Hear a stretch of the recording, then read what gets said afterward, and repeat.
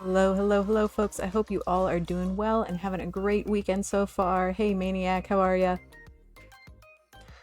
For anybody who's listening, how's my audio? Can you hear me okay?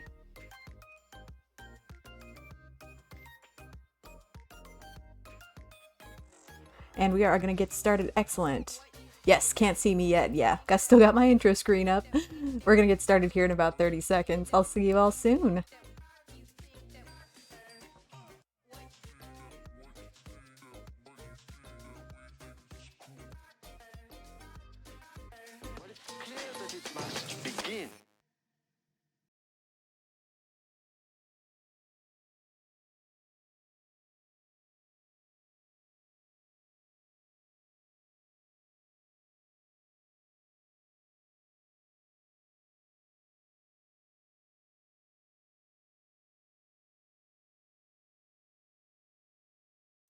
Alrighty, hello, hello, everyone.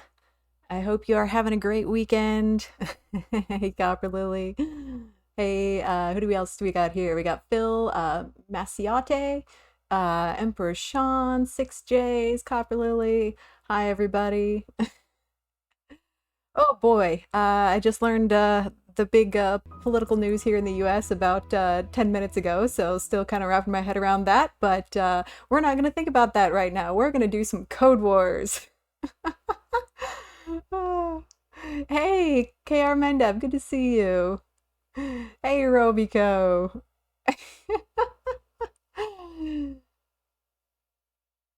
Hey, I'm Lisa's. Welcome to the stream.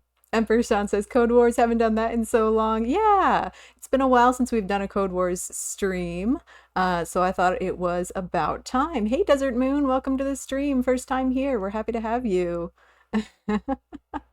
Hey, Rye Bread. Maniac says, "What's Code Wars?" Well, if you haven't heard of Code Wars, you've probably heard of Leet Code, which is kind of the data structures and algorithms, coding challenges, coding quiz questions that a lot of interviewers use. Code Wars is similar to that in that it's sort of bite-sized coding questions in pretty much any language you can possibly think of, from JavaScript to SQL, COBOL, Fortran, whatever, any language you want. You can do coding challenge questions in it. Oh my goodness, Cascadesy, thank you so much for the sub. Wow. Thank you, thank you, thank you. Thank you so much for the sub. My alerts still don't work very well, but here you go. Thank you. Wow, that's very kind of you. Also, I wanted to thank you Desert Moon 322 for following, and also thank you to Peak of Humanity for subscribing with Prime right before the stream started. So thank you so much, Peak of Humanity. Oh my goodness, thank you No Fructin Please for the follow, and thank you for subbing Copper Lily. Wow, so kind of you. Thank you so much. Wow, you guys rock. Love you all. But yeah, Code Wars is very similar to Leet Code, but Code Wars does have maybe a slightly, I would say maybe lower barrier to entry. It has a little bit maybe of more granularity as far as the difficulty level that you can control. So Leet Code tends to kind of go hard right away. A lot of the questions are fairly difficult. With Code Wars, you can kind of control the difficulty level of your questions, and then as you rank up, then you can answer more difficult questions. So the nice thing about Code Wars is it's a little bit more accessible, especially to newer people who are just learning language for the first time. Yeah. Hey, Matthias, good to see you. Hey, Motown. Yeah. Hey, Iced Fire. Not done Code Wars in months. Yeah, it's good to get back into it and do some of these, isn't it? Yes. Great to see the first timers here as well. Hey, web developer, good to see you. Yeah, welcome everybody. All right. So we're gonna do, I've kind of planned like about five, see if we can get through about five problems today. And Matthias makes a great point. They say Code Wars is also cool for concentrating on specific topics like arrays or objects. Yeah. Another cool thing about Code Wars is that you can head over here to the practice section on the left bar over here, and you can basically curate the questions that you want to answer by language, by difficulty level, even by topic. So if you are struggling with like say array methods, or if you're struggling with manipulating strings, or if you just want to practice working with objects, you can literally just filter by that keyword and only work on problems for that very specific topic, which is really nice for that kind of that repetition and really getting those concepts ingrained in your brain. Hey, Umtham, welcome. Good to have you here. Welcome to the stream. Maniac says, I'm planning to start some interview prep. What would you recommend spending time on? Leet Code or Code Wars, or a mix of both? It's really up to you. You could try a couple of Leet codes and see if you are comfortable doing those. If those are maybe a little bit too hard for you at this moment, you could then try moving to Code Wars and like focusing on specific topics or things you feel like you're struggling with. Because again, Code Wars kind of lets you get a little bit more granular in your approach to the problems and what types of problems you want to work on. And then you could, try Leet Code again later. It's really up to you. Neither of them are going to be bad. Both of them are going to be excellent ways to do interview prep. But do remember, Maniac, that as you're preparing for interviews, the most important part is usually not going to be your skill at coding. The most important part is going to be your answers to the behavioral questions and how you answer those coding problems. So how you communicate with the interviewer while you're doing the work. It's not just you sitting down and solving the problem. It's about you talking the interviewer through it, talking through your thought process, asking good questions. We generally follow what's called the PrEP method, which is parameters, returns, examples, and pseudocode. Those are the 4 steps. And if you keep those 4 steps in mind as you're talking through a problem, your interviewer is going to get a much better sense of how you approach the work and how you actually solve those problems, because that's all they care about. They know the answer to the problem. They don't care what the answer is. They want to know who you are and how you think and whether you would be a good fit for their team, right? So that's the important thing to keep in mind. I'm going to hydrate real quick. Hey, Clarence, welcome. Watching from the Philippines. That's awesome. I love seeing folks from all around the world tuning in. It's always a lot of fun. Maniac says, thanks for the advice. Appreciate it. Could you write down the method you just mentioned? Yeah, of course.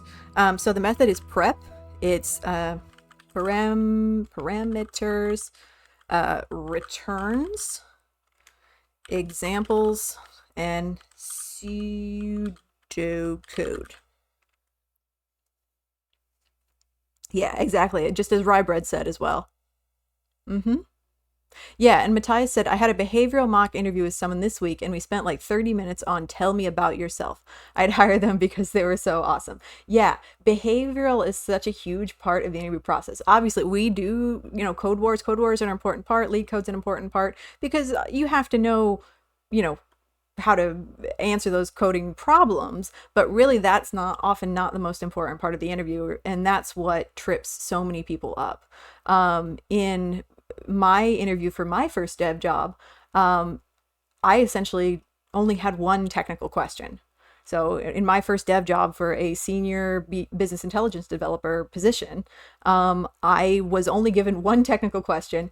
And again, they did not care about the answer. The question I was given was to parse a SQL statement. The SQL statement was already written. All they wanted me to do was walk through it and tell them what it was doing. And the SQL statement wasn't even correct. Like it wouldn't even, if you tried to execute it, it wouldn't even work. And they said that up front. They were like, hey, we know this statement doesn't run. We just want you to look at this and tell us what it's doing, like what you think it's supposed to do. And so the point wasn't to troubleshoot the problem. The point wasn't to make it run or code it better. The point was to talk through it so they could see my thought process and how I communicate a problem or how I communicate technical information. So as a personal example, I fully agree with, Leon's philosophy that the most important part of an interview is not the coding. It's making the interviewer think that you are going to be a good fit for their team. And the only way you can do that is by communicating effectively. Hey, Holly Luck, good to see ya. Welcome. Alrighty, folks. But we are going to do some Code Wars today, and we're going to be kind of, again, talking through the problems while we do them. We've done several past Code Wars streams where we very strictly follow the PrEP method. I don't think we're going to be super strict about that today. We're mostly just going to kind of be talking through the problems in a casual way. But if you really want to practice prep, I've done past streams where we've been, explicitly following prep the whole time, and it's a good thing to work through. KR Mendev says, I'm just restarting cohort 2, but I'm now scared to be a part of a company as CrowdStrike and be the one that causes chaos around the world from pushing some code. When I was in college, I had an internship with an engineering company, not a coding company, but like a literal like engineering manufacturing company that built ignition coils for cars. So whenever you turn on a car, it fires off a little spark, and that starts the reaction in the engine, to make the car run. And they always said that you weren't a real employee until you'd gotten an electrical shock. Until you were like testing, electrical parts on the bench with a current, and you weren't a real employee until you got an electrical shock. And one day I got zapped so hard that I fell off my chair, and then they said, "Congratulations, you're a real employee." And the moral of that is that everybody who's worked anywhere is going to make mistakes, and the sign of a good workplace is one that helps you work through those mistakes, understands that it's a learning process, and then that the organization as a whole then learns from those mistakes. So you shouldn't be worried about the potential of making a mistake and causing a problem, because that literally happens to everybody at some point. And a good organization is going to do its best to protect you from those types of mistakes by putting the appropriate safeguards in place at the organizational level, and then learning properly from each mistake as it happens. So that shouldn't stop you from trying to get a job or from applying to places, just because you're worried that you might eventually make mistake. Because here's the secret: you will. Everybody does. It happens, and hopefully the organization learns from it. 6J says no code weenies. Yeah, we're not going to be code weenies about it today.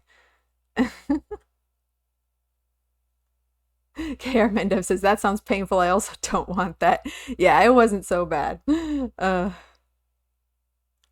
Here, I'll also share the link to the kata. We haven't gotten into it yet, but I'll put the link here in chat. You can also search by given the name of a kata. You can search for it on Codewars. So this one's called the Square of Squares, but we'll get there in a minute. Get Alpine says, if I had $1 for every piece of equipment I had damaged, I wouldn't need to do 100 devs. Exactly. It happens. Peak of Humanity says, I get mentally shocked when management overrides my store estimates at work. That's an agile joke. I love that. That's great. Maniac says, how to practice thought process sharing. They say, I'm currently a data engineer, and often new folks on the team need help with a complicated SQL query, and I end up writing them, but not being able to explain it to them while writing it. I'm able to do it well after I'm done with it.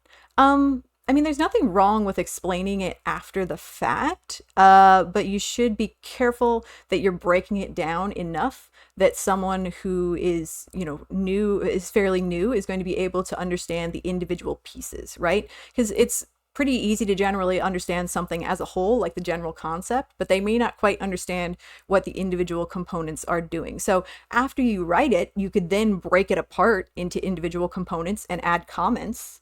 That could be one way that you do it. That could be one way you break it down, is by saying, all right, this line is doing this line is doing this line is doing this, and just carefully commenting out your query. You mentioned that you are, folks need help with a complicated SQL query, and then you end up writing it, which, I'm sure that's not a bad thing that you are showing them best practices, but I think you'll also want to get to the point where they are writing it and you're talking them through what they need to do, because they're going to learn better if they're doing hands-on as well.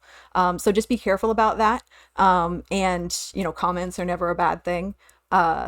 So if you think about it, kind of the way that we talk through problems here is I will ask a general question to say something like, well, it looks like we're trying to do this. What do you all think is the best way to do it? And then you all give some suggestions, and I will usually pick one and then give the reason why I think it might be a good idea to do it that way. And then, then we write that bit out, and then we talk through the next thing, and then we write that bit out. So there's a lot of different ways to talk through a problem. It really depends on the person that you're working with, but those might be some suggestions for you. Oh, you're asking from an interview perspective. Yeah.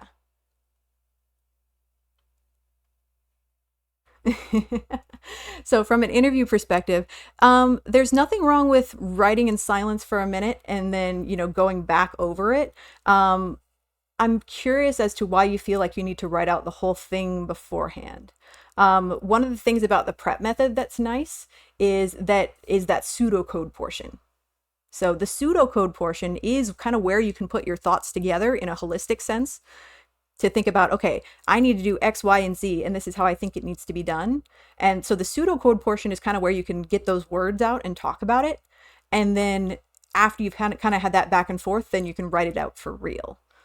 So the prep method can kind of help with that lack of communication, given that there is an explicit step in there for pseudocode where you're not writing the actual thing, you're writing the general idea of the thing in order.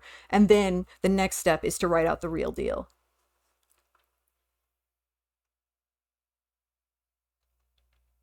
Clarence says, which is better, create projects or solve coding problems? Both are good. You should be doing both. Project work can be good because it helps you kind of really get those practical applications of the things you're learning in your brain. I'm a very practical person.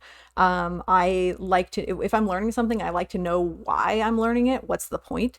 What is it good for? And so when I'm learning, I generally build it into a project first, and then I practice it. I practice the concept and memorize the concept by doing things like Codewars. You can Marvelous says you can create projects about solving problems. Sure, why not? Uh, yeah, Matthias, you did that one. Yep. Yeah, and talking to a mirror, that's a great suggestion, Maniac. If you are struggling with how under knowing how you're coming across in interviews, or really kind of keeping your brain turned on while you're answering questions, I would also suggest talking to a mirror. I do that a lot. To just be like, hey, what do I sound like? What do I look like while I'm answering this question? Yeah. Matthias says some 100 devs members did tech interviews in languages they didn't know, and they passed because they were pseudocoding the whole time. Yeah, exactly. Again, it's not about getting the right answer, because the interviewer already knows the right answer. The interviewer wants to see how you solve the problem. Thank you so much for the follows, Marvelous7 and Jujoko. Thank you so much. Good to have you here.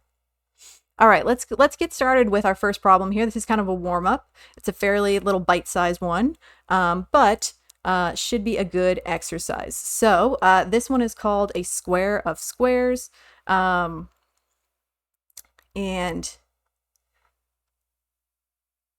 so essentially, what this is what we're doing here is we are. This is kind of an example of slightly confusing wording. And I like that they have some problems like this in here, to basically say, like, hey, sometimes the problems aren't necessarily going to be laid out for you in a straightforward way. You're going to be kind of given like one of those elementary school word problem type feeling things, where it says, you like building blocks. You especially like building blocks that are squares. And even more, and what you like even more is to arrange them in a square of square building blocks. Sometimes you can't arrange them into a square. Instead, you end up with an ordinary rectangle, those blasted things. If you just had a way to know whether you're currently working in vain, you just have to check if your number of building blocks is a perfect square.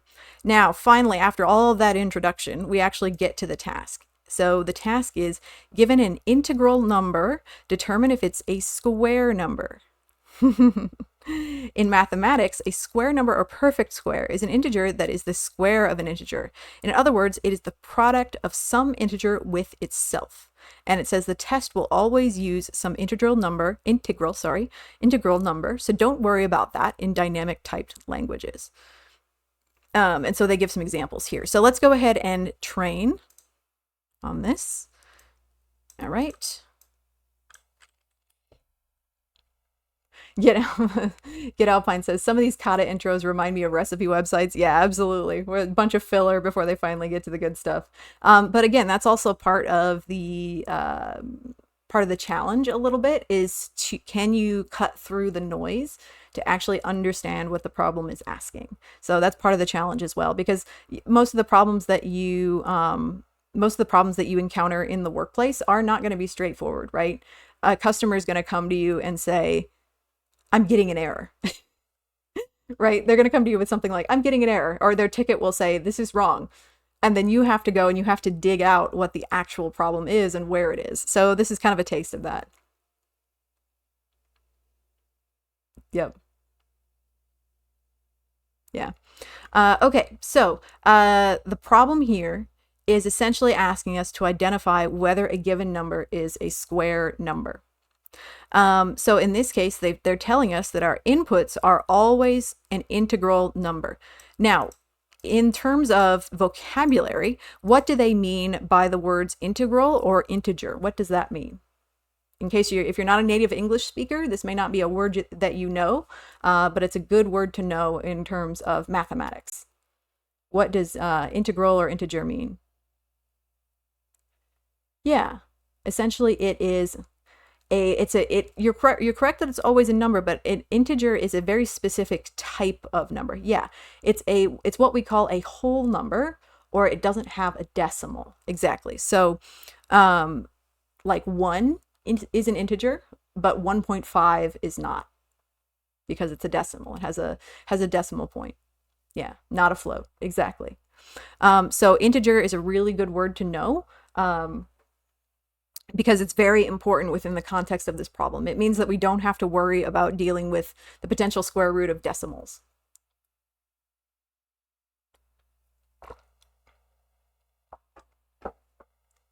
Ideal.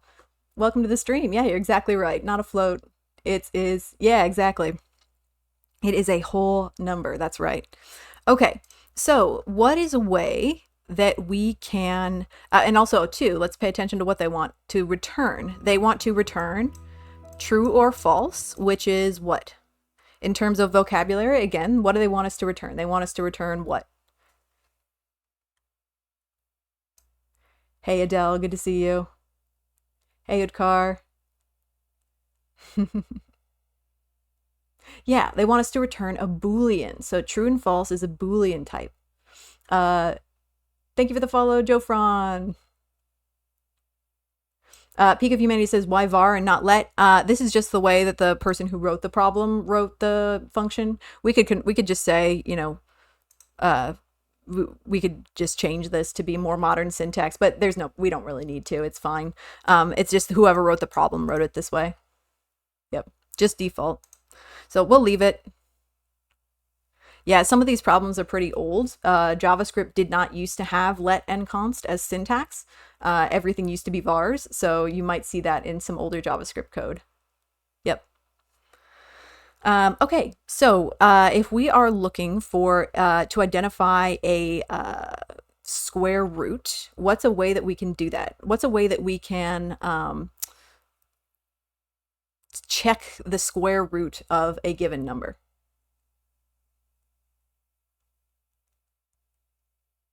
How can we take the square root of a given number in JavaScript? Yeah, we can use, yeah, exactly. We can use a math method, right? So we have some lots of wonderful built-in methods in JavaScript. Some of these math methods here. So we're going to do math sqrt. And we can take the number that's being passed in, which is given to us as n here in the problem. So, and actually this is going to be a one-liner here, so we're going to have our return statement. So we can return the square root, and if a number is a perfect square, they're going to tell us that it is a product of some integer with itself. So it is the square root is essentially going to be a whole number, right? Because if we take the square root of 25, that's just going to be 5, right? But if we were to take the square root of something like 26, we would end up with some kind of a decimal, right? Because it's not going to be perfect. because there's no number times itself, no number squared, which can equal 26. And so if we take the square root of that number and it is a whole number, then it's a perfect square. Yeah, it's good. So if we put in an integer here and we get an integer out of this square root function, then that is going to be a perfect square. Yeah, so then how do we return a Boolean that is that result, that tells us if it's a perfect square, then true, else false?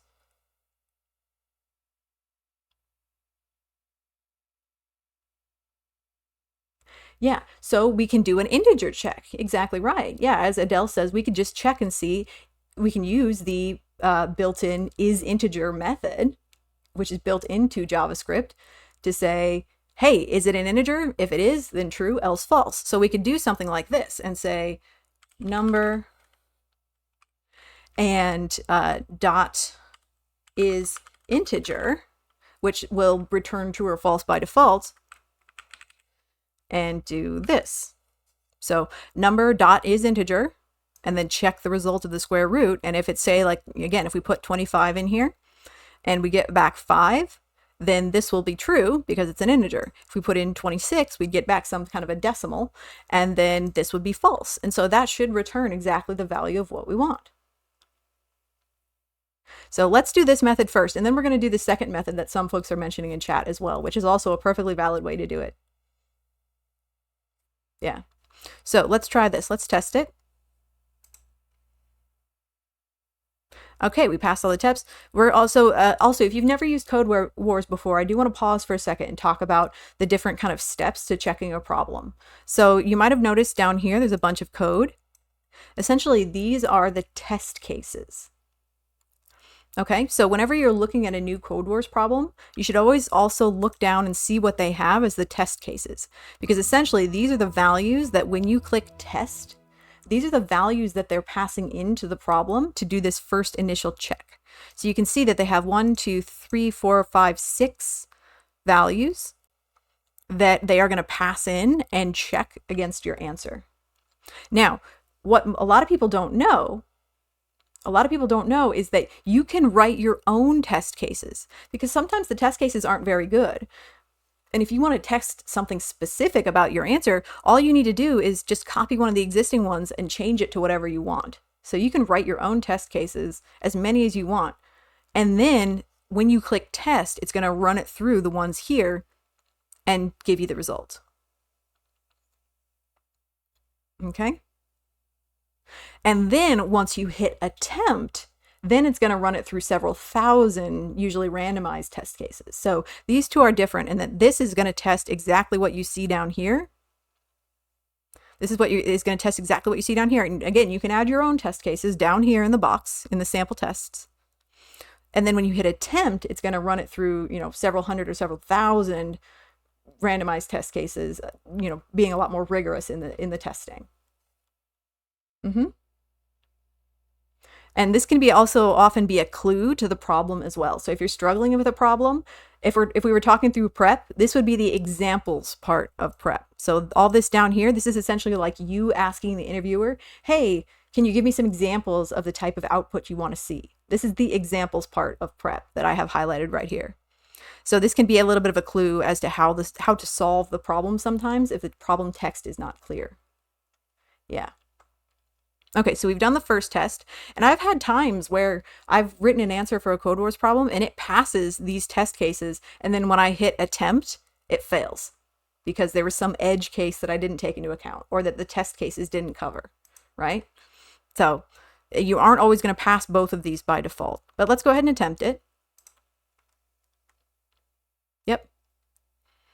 There we go. So it did pass both, but now let's go back and let's refactor this to do it the other way that several folks mentioned in chat.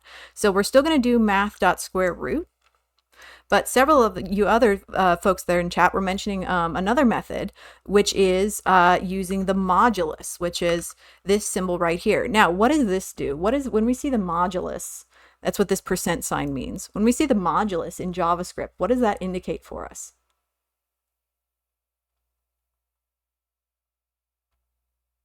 Yeah, it's the remainder. So when you were learning long division in primary school or in elementary school, one of the things you learned to do in long division was if you're dividing by potentially a fraction, sometimes when you're dividing, it's not going to divide perfectly. And so you end up with a remainder. Yeah. And so in the case of a square root, in the case of a square root, we know we're going to want to end up with a whole number. We know we're going to want to end up with a whole number. So if I were to divide, let's say, again, let's go back to our example. If I were to put 25 in here and I get back the number 5 for this answer, if I divide 5 by 1, my remainder should be what?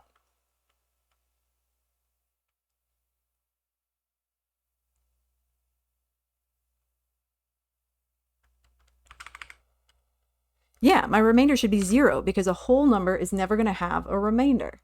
So a way that we can check for that remainder is just by dividing a number by 1, and if there's no decimal, it's going to be 0. That remainder is going to be 0. Okay, so the trick here is that we're dividing it by 1, and then we're checking to see what the remainder is. So a decimal number is never, when you divide it by 1, is never going to have a remainder of 0. It's always going to be some fraction. But a whole number is always going to have a remainder of 0. And some folks mentioned that, in using the other method in Python or things like that, it's always going to return a float. And so, yeah, you might have to do some kind of an implicit conversion or something like that there. But JavaScript isn't that careful. It doesn't care. Yeah. So just keep in mind that what we're looking at here is essentially different than a regular division sign. This can trip some people up. This is not a division sign. This is a remainder sign. So we take what's on the left side, divide it by what's on the right side, and then don't look at the result, look at the remainder. Okay? And JavaScript loves math illiterates. Yeah. All right, so let's test it. Yeah.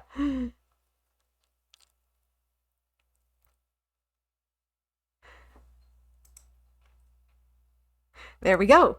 Okay, so that passes as well. So there's more than one way to solve this. Neither of these ways are bad. It's always nice when you can demonstrate, built-in methods that come with JavaScript that can show a little bit of a mastery over the vocabulary of JavaScript. So using something like isInteger to implicitly return that Boolean can be nice. But there's nothing wrong with this either, because, knowing how to use modulos and stuff like that is also a very good skill to have. So I wouldn't say either of these is better than the other. They're both very elegant and simple, and they both do the job. I'm not quite sure what you're asking there, Kara Mendev. Can we use greater than or equal to 0?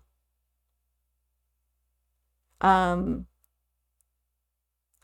because you're going to want this remainder has to be 0 for it to be a whole number. If it's not 0, if it's greater than 0, then it's if it's greater than 0, then essentially it's a fraction, and so that means it's a decimal. So that's not going to work. Can we use, instead of modulo, can we use, yeah. So what we're doing here is something very specific, because the modulo is the kind of the linchpin of this.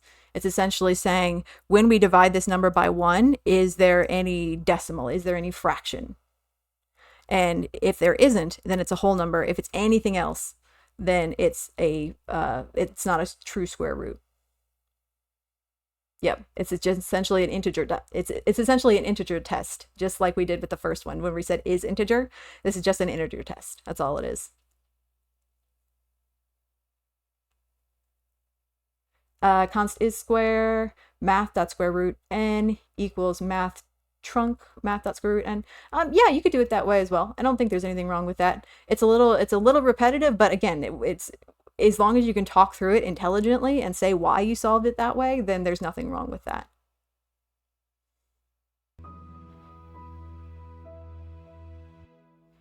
Yeah, JavaScript is using 3 equal signs is a little bit weird if you are new to JavaScript.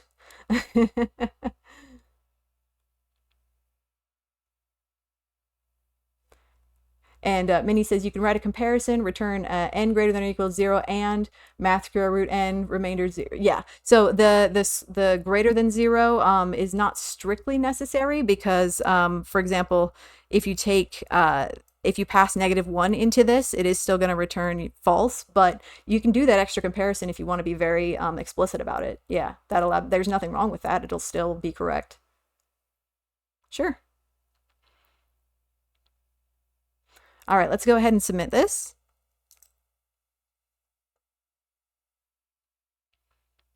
Maybe. There we go.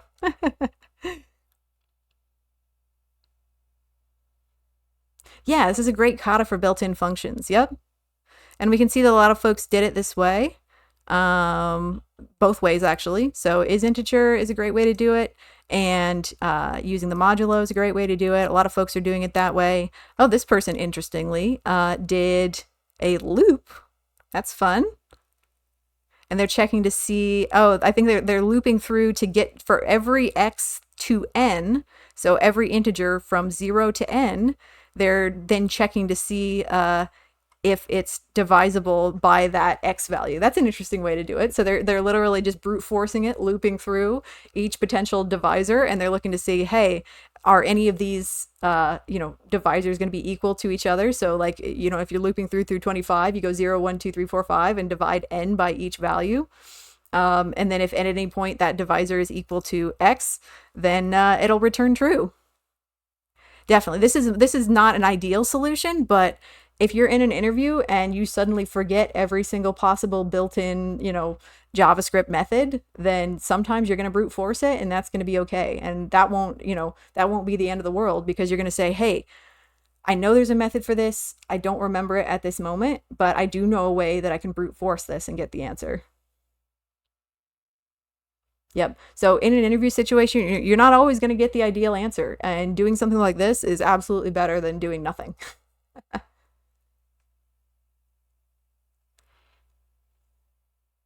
Oh, Jujoka, thank you so much. Good to have you here.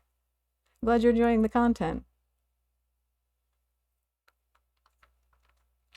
So it looks like a lot of these are very similar. So yeah, I think we've kind of stumbled on the two probably best solutions to solve this problem. The name of this kata is You're a Square. So I'll put that in chat. There we go. And thank you for the follow, No Walk, as well. Good to have you here. All right, let me go back through chat here, just make sure I didn't miss anything.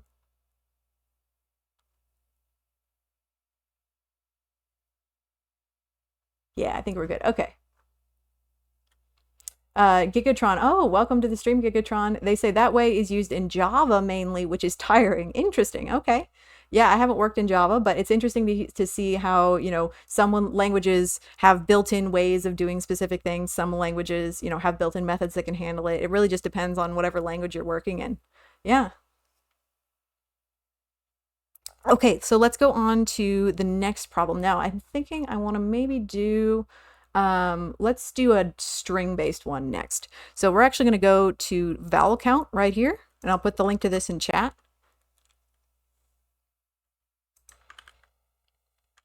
Spam that a couple times for you.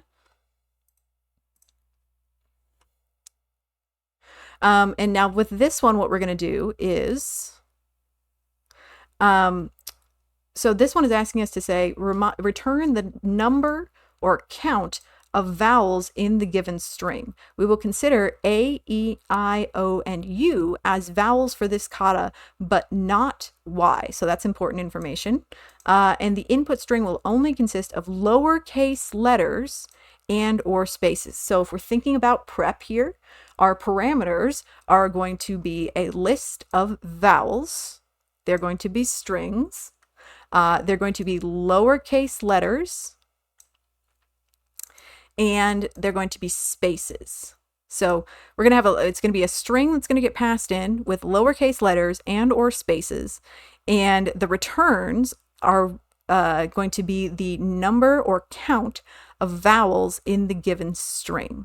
So let's look down here in the sample test area for our examples. So again, this is just like you asking the interviewer to say, okay, so I think I understand the inputs and the outputs. Can you give me an example of an input, a specific input and a specific output that you might want to see? We're not going to be using regex for this. Regex is a perfectly fine way to solve these types of problems, but it's not really something that 100 devs covers, and it's something that you can Google pretty easily to put together a regex string. So we're going to focus more on the logical programmatic approaches to solving these types of problems. But again, regex is fine. We're just probably not going to be covering those types of solutions. Peak of Humanity says, interesting, never thought Y was a vowel, learned something new today. Yeah, Y is considered, so the way I learned it anyway in elementary school was vowels are A, E, I, O, U, and sometimes Y, depending on how you use it. Yeah. So our examples here are, here's an example. It says it should return 5, a value of 5 for the word abracadabra. So if we go through this, we can see 1, 2, 3, 4, 5. Those are all A's, and so the result should be 5 for the word abracadabra. Ah, thank you, Peak of Humanity, from the Merriam-Webster Dictionary. When is Y considered a vowel? When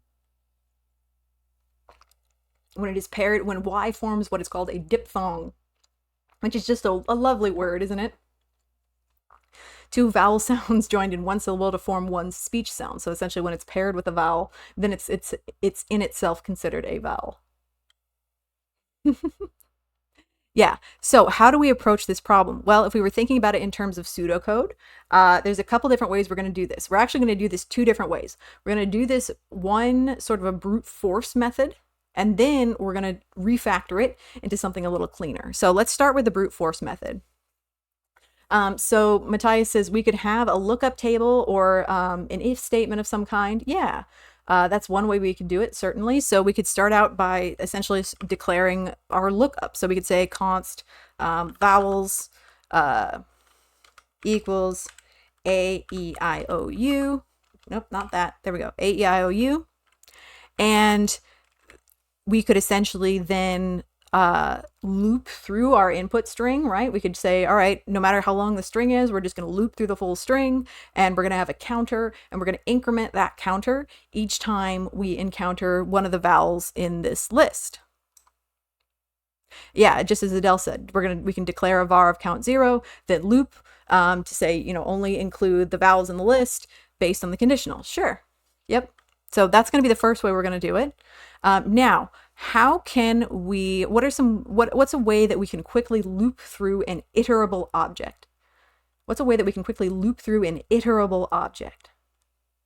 First off, what do I mean when I say iterable object? What is an iterable object?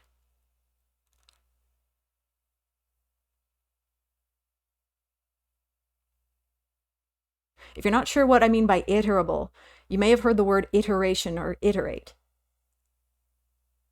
What does that mean? What do we mean when I say iterable object?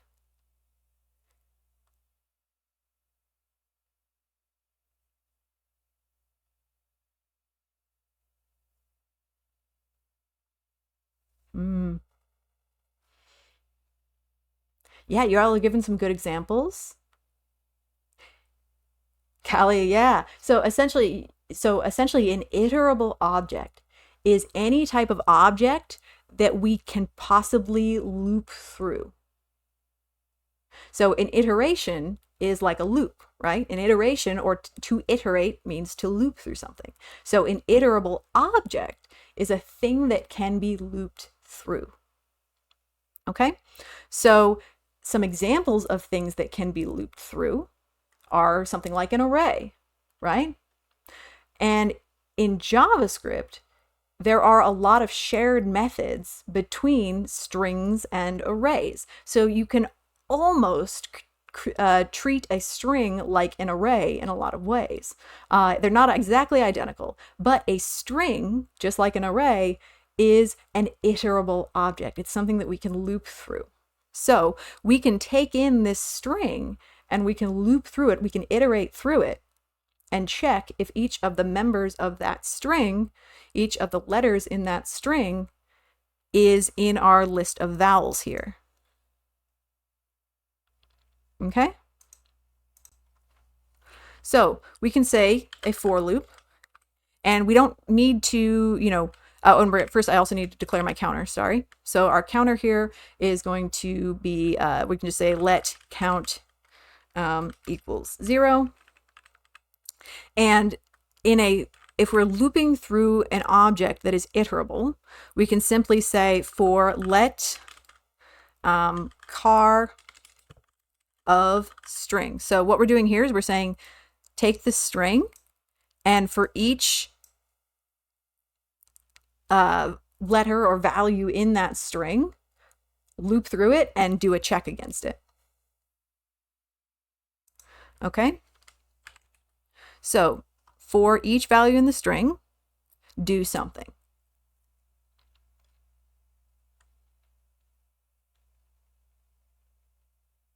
And Peak of Humanity says there are several built-in iterables in JavaScript. There's arrays, strings, maps, sets, typed arrays, arguments, and objects. Yeah. Now, for each of the letters in the string, we're going to say if. Well, I'll ask you guys. What do we want to say here? What is our check? What is our check that we're going to be doing for every single letter in the string? Yeah, we're going to take the car value, right? And we're going to check it against our vowel string here. And we're going to say something like if vowels, man, I cannot spell, if vowels dot includes car, if vowels dot includes car, so if this character is in our list of vowels here, what should happen?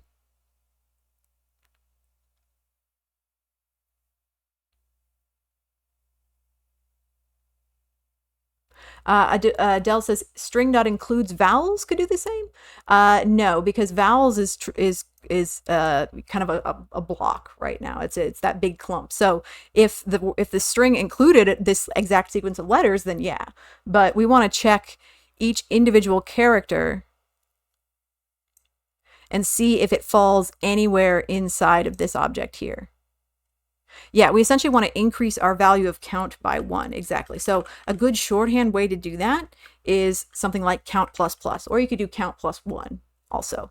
But as a shorthand in JavaScript, you can do count plus plus to increment a numerical variable by 1. So it's essentially this is equivalent to this.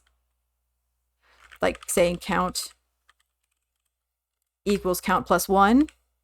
You can simplify this by saying simply count plus plus, which increments it by 1 and reassigns it to itself.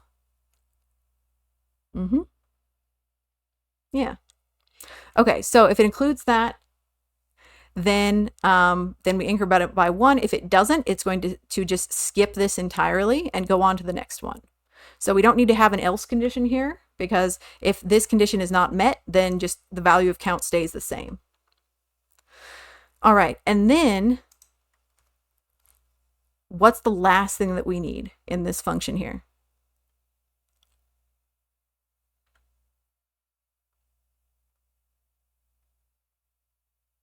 Yeah, we need a return statement, right? This could be a common thing that is easy to miss. You've got the logic nailed down. You're like, yay, I did it.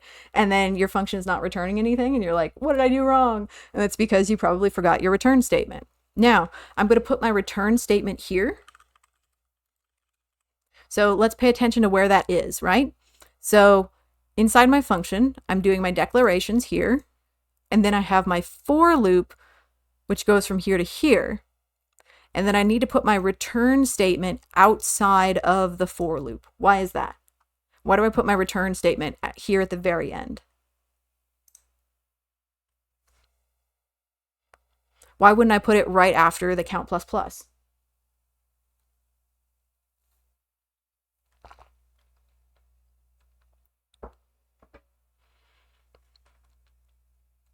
Yeah, exactly. If we were to put it in here,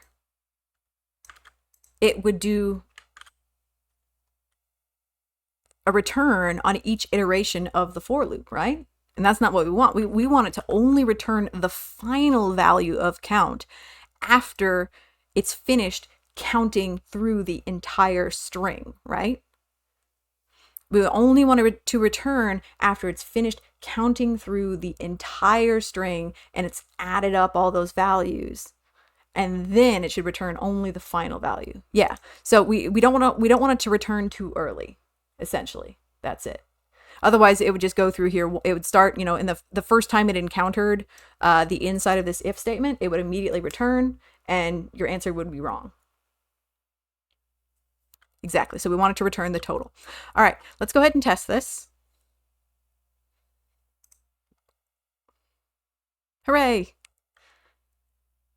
Yeah, and so those are important considerations to make, right? Thinking about things like scope.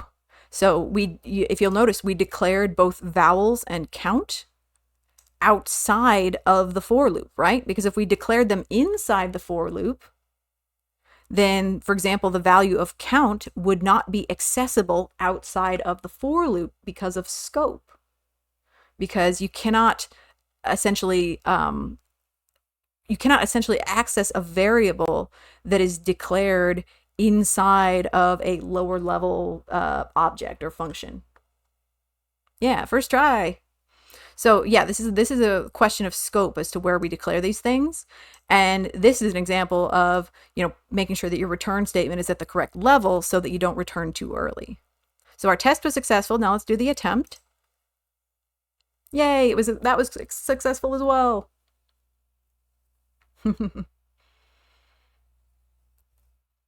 All right, so now let's go ahead and submit it. Actually, no, wait, I'm not going to submit yet. I want to refactor this to make it a little bit more streamlined, okay? So this is a perfectly fine way to answer this question. There is nothing wrong with this answer. This is lovely. But we're going to try this a different way as well, just for funsies. So if I wanted to maybe make more use of some built-in methods for, if I wanted to maybe make use of some more built-in methods for, say, parsing strings or parsing arrays, what's maybe a method you could think of that might be helpful in this case? It doesn't mean you necessarily know how to apply it, but what's a method that might be helpful, say an array method, that could help us get the length of the string if we only cared about vowels?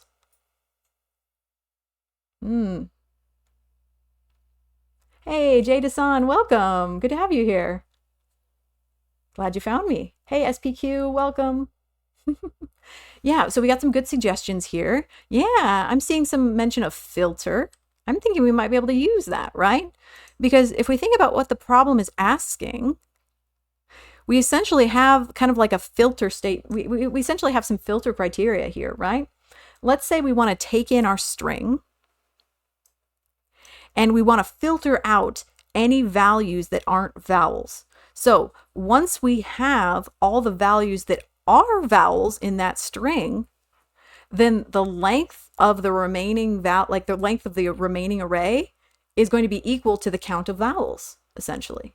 So we take our input string, we turn it into an array, we filter out any values that aren't vowels, and then the length of the remaining array is going to be the count of the vowels, right? Yeah. So let's see if we can maybe solve this using filter. Matthias says, are we allowed to modify the input string? Yeah, they didn't say we couldn't, right? All right, so let's do it that way. So we're going to say return, and we're going to use that. We're going to try to do this in, true Codewars fashion. We're going to do a one-liner, baby. Let's go. All right. So if I want to take, right now this is a string, right? But I want to use filter on it, which is an array method. So how can I turn this string into an array? How can I turn this string into an array? Because I said earlier that strings are like arrays, but they are not actually arrays. Excuse me. We could do a split, absolutely. So that's a very common way to do it. What's another way we could do it? What are some other ways we can turn a string into an array? Spread operator, that's another way to do it. We're going to use this. We're going to stretch ourselves a little bit here. What's a less common way to convert a string into an array?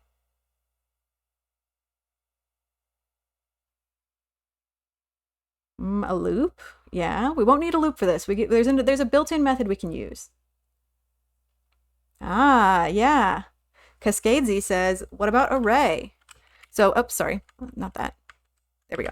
We're going to return array dot from. So there's nothing wrong with using like spread or split for this either. You could absolutely do it that way. This is just another way to do it. So we can say array dot from string. That's going to convert that into an array. And then we can use our filter method because this is now an array. Okay. And then for each character in that array, oops, another set of parentheses here.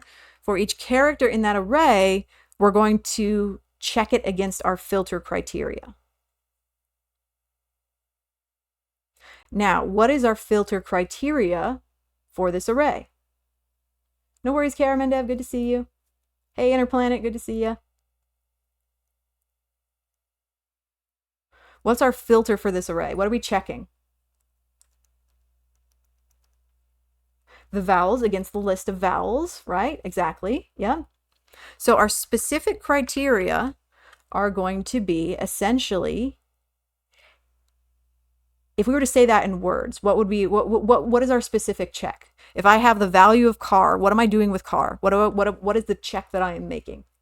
You don't have to, think about it in terms of pseudocode. You don't have to give me the exact check. But in terms of pseudocode, what am I doing with car? What is the check that I am making?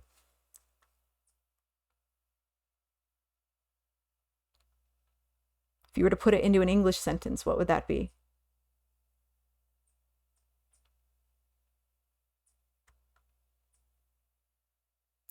The individual for each individual character in the string, what is the check that I am making?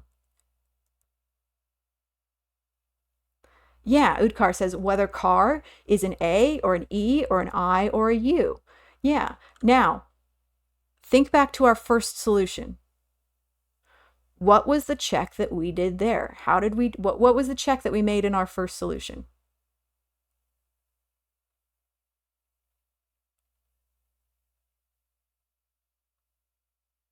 No, sorry, in our first solution to this problem, not the first problem we did, sorry. We checked it against the list of vowels, right? A-E-I-O-U dot includes car, right? So that's exactly the same check that we can do here. We don't have to do anything different. We can just say A-E-I-O-U dot includes car, right? So it's going to turn the string into an array. It's going to filter, and the filter here, the criteria it's using is to say, hey, for each character in this array, so each letter in our string, is that character in this list of letters? So is that character a vowel? If it is a vowel, then it's allowed to pass through the filter. If it's not, then it gets filtered out. Okay?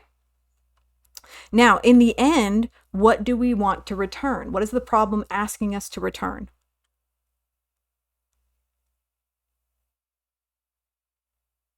Because right now, the way this is written, it's going to return the array with the vowels in it. But in the end, what we actually want is what?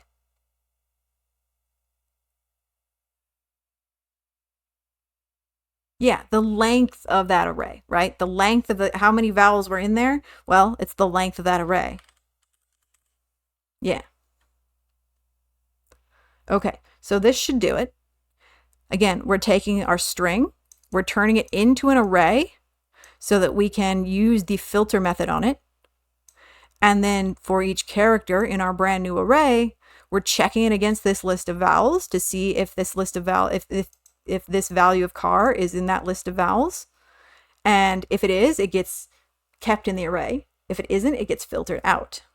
And then in the end, we return the length of the result. We're getting closer to a one-liner. Yeah, this is essentially a one-liner, depending on how you write it.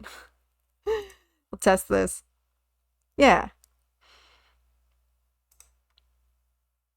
And this works as well. Now, there was nothing wrong with the first solution either, right? There is absolutely nothing wrong with the first solution. So don't let the pursuit of a one-liner make you, ignore viable ways of solving the problem. Again, it's not about getting the right answer. It's about how you talk through the problem and whether you really understand what you're doing. So don't worry about getting a one-liner in an interview. Just know that, hey, there's lots of ways I can solve this.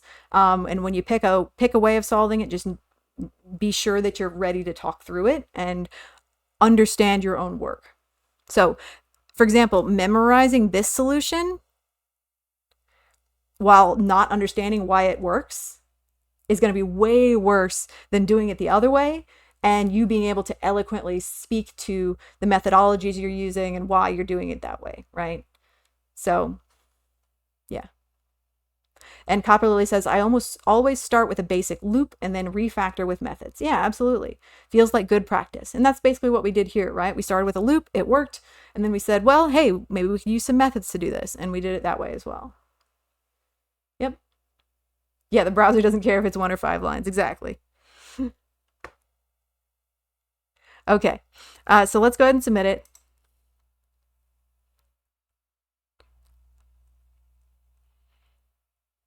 Hooray. Now you can see that the top level solution here does use regex. And again, there's nothing wrong with regex. We're just not really going to be making use of it here. If you want to learn more about regex, there's a lot of, ways you can generate regex, tons of regex generators online. You can, ChatGPT is pretty good about explaining regex if you're wondering, what exactly this is doing. Excuse me. But we're going to focus on the more, logical programmatic solutions. Now here, this solution is interesting. So they did the string.split method, which again is fine as well. They used filter, which is great, but they also did a check for uppercase values. Now, if you recall, the problem specifically stated that there would be no uppercase values, which is why in my solution, I did not include uppercase values because the problem specifically stated that there wouldn't be any. They said it would be explicitly lowercase. So that's just something to note there. Ease of readability, yeah. Again, we've got some regex here. This person, did some more brute forcing here, which is fine also. This one person did his case statement, which I love. That's fantastic. So yeah, lots of different ways to solve it.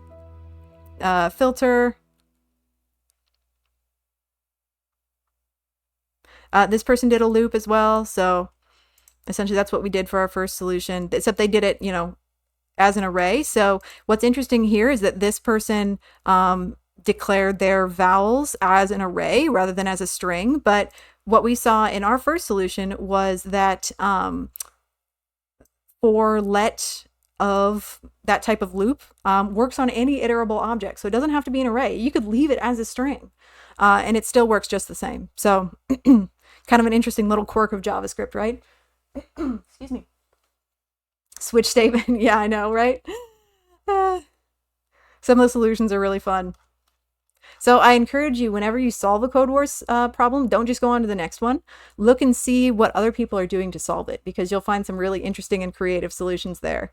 And occasionally some rickrolls, which is fun too. Ukar says, if it was all letters, I would simply convert string to lowercase. Well, the thing is here, we didn't have to do that because they told us it would be all lowercase. But what you'll often find is that when there is a mixture of uppercase and lowercase, that is the solution. Part of the solution is to just simply do a conversion to upper or lower, whichever way, just to take away that possible variable. Oh, thank you for the follow. LPA and Mr. True and Minted. Thank you all so much for the follows. And Jada-san as well. Thank you for the follows. Ah, yes, this ASCII art will serve me well during interview prep. Yep. And sometimes, as you're looking through the solutions, you might look at them and say, "Oh my goodness, yeah, I never thought of doing it that way." And then what you can do is just click the train again button and go back and see if you can do that solution. So I'm not saying copy the solution and just paste it in and do that. What I'm saying is look at the solution, say, "Oh, that seems like a cool way to do it. I want to try that and see if it makes sense to me." So then click train again and type it out by hand. See if you can, logic your way there using one of these alternative solutions as well. Okay, so we're at a good stopping point. So let's go ahead and take a break. We're going to take 5 minutes. And then when we come back, we're going to go ahead and do these remaining 3 problems here.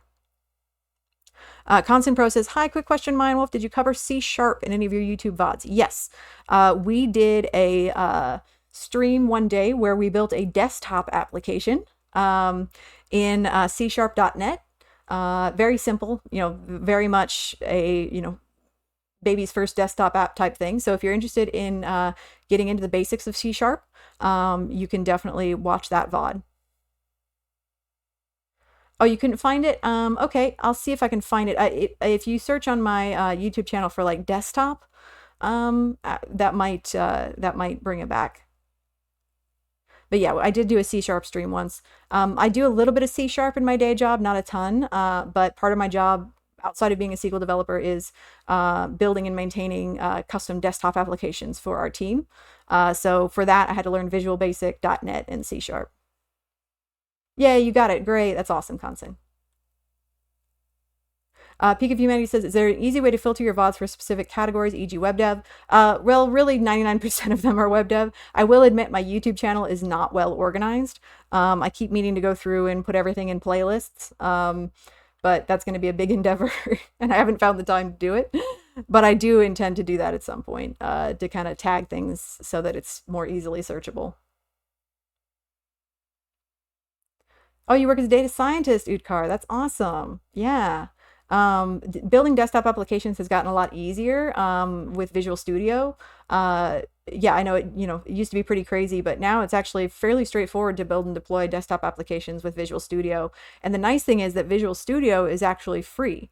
Like a lot of Microsoft products, you can download Visual Studio Community Edition right now for free, as long as you're using it for individual purposes. You can get Visual Studio free, just like you can VS Code. Yeah, and it also depends on what language you're working in exactly. So, JetBrains is great for Java. There's various, IDEs that are better for specific languages. Oh, great. I'm glad you're enjoying the React Docs walkthrough. That was a lot of fun for me as well.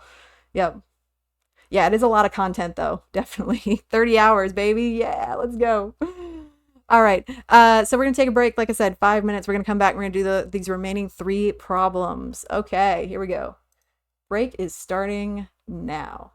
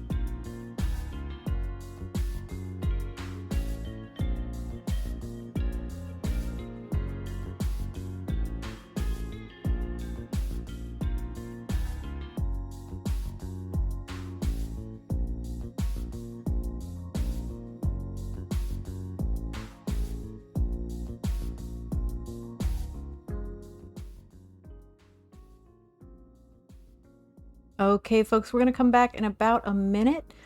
So make sure if you've been sitting down this whole time, please get up and stretch if you're able to do so.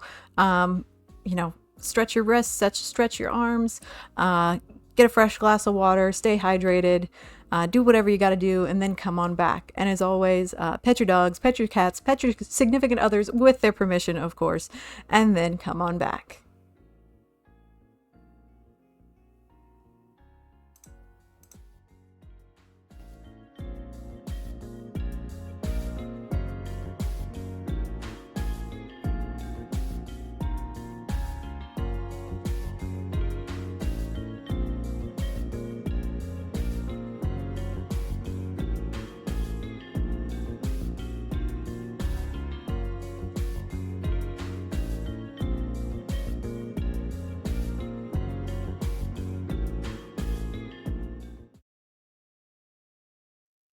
Alrighty, welcome back, folks. There was a question on the React docs. Where can I get the React docs? And Motown, thank you for sharing the link to the first video in my 8-part series on learning React. Also, if you're just interested in the documentation, which is absolutely exemplary, the React documentation is fantastic. I would highly suggest checking it out. You can go to react.dev/learn if you want to just follow the docs on your own. Put a couple links there in chat for that. Yeah, their documentation is fantastic. The reason I like it so much is because it has examples and quizzes at pretty much every step. So you're not just reading the docs, you're actually testing your knowledge at various points, and you have the ability to play around in a sandbox and see how that affects, what gets returned. So it has sandbox elements, it has challenge questions, it has quizzes, and it's very interactive, which really helps you retain the information a lot better. And in my 8-part series, we actually go through and we do most of those examples together. So instead of just, reading something and being like, yep, I think I get it, it's more like, okay, you're going to read this and then you're going to try to apply it and see if you really understand what you read. Oh, that's fantastic, Minnie. I'm glad. Yeah, and another thing I like about the React docs is that it also challenges you to do some troubleshooting. So it's going to give you some React code that is wrong, and then you have to find out what's wrong and fix it. Oh, thank you, Peak. Yeah, I haven't gotten into Next.js. I think we maybe did one project with Next, but I haven't done very much with it at all. Maybe I'll get into it at some point. Yeah, we'll see. Better than Netflix. Oh, thank you. But yeah, if you don't want to follow along with with my React series, that's perfectly fine. You can the docs are very accessible and very easy to follow. Okay, let's go ahead and get back to what we were working on. So let's hit up our next Codewars problem here. So the next one we're going to do is get the middle character, and I will share that in chat for you. Spam that a couple times. So our next problem here is called get the middle character. This is going to be another string-based problem. You do React Vite, sorry. Yeah, I use Vite with React now pretty much exclusively. No longer using Create React App at all. Pretty much for all the projects you see me do here on stream with React, we're going to be using Vite pretty exclusively just because it's so nice, it's so simple, and it works so well. Yeah, Vite is the way to go. So if you're wondering what I'm talking about, you can actually tune into last week's stream, which is right here still on my Twitch channel. If you go to the videos tab, you can watch last week's stream where we built a website for a hair salon using React and Vite.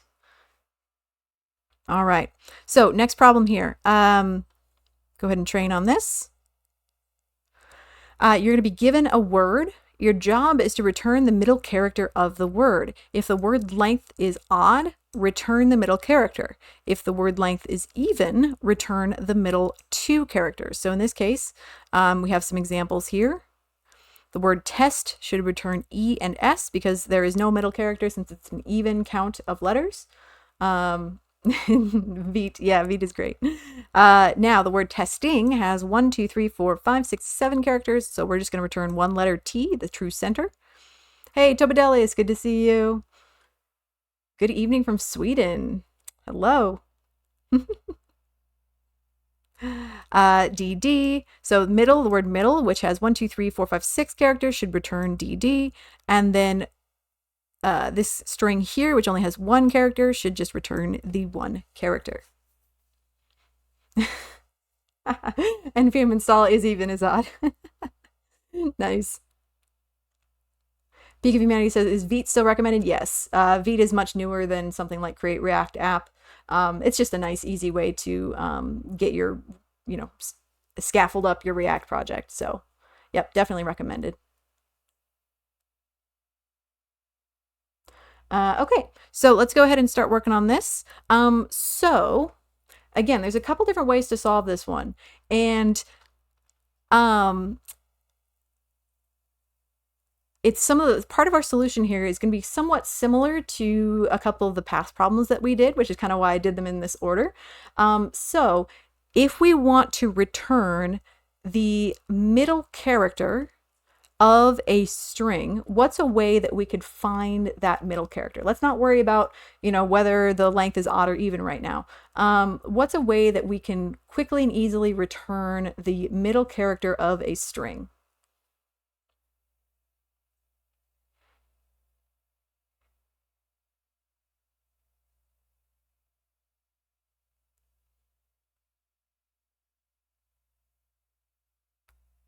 Yeah, we can take the length and we can divide it by 2, right? Because because a string is similar to an array in a lot of ways, we can do something like take the length property of that string, and just like we would with an array, we can divide it by 2 and get the middle character. Oh, I know you're kidding, Holly. I know. Now, something to consider is if that string does have an odd, if that string does have an odd number of characters, what's going to happen? Let's say our string has a length of 5, and I take the length and I divide it by 2. What am I going to get back?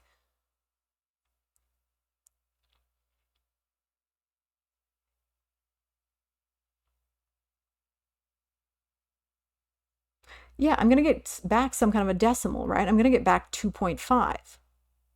Exactly. So if I want to find the true center of that, so I'm actually going to kind of plot this out a little bit here. So if my string has a length of 5, and let's say my string is the word float. Okay, that has 5 letters. So my string has a length of 5, and I divide it by 2. So I take 5 divided by 2, and I get 2.5. Now, just by looking at the word float, and I want to return the middle value, what value do I want to get back? What is the true middle character of this string?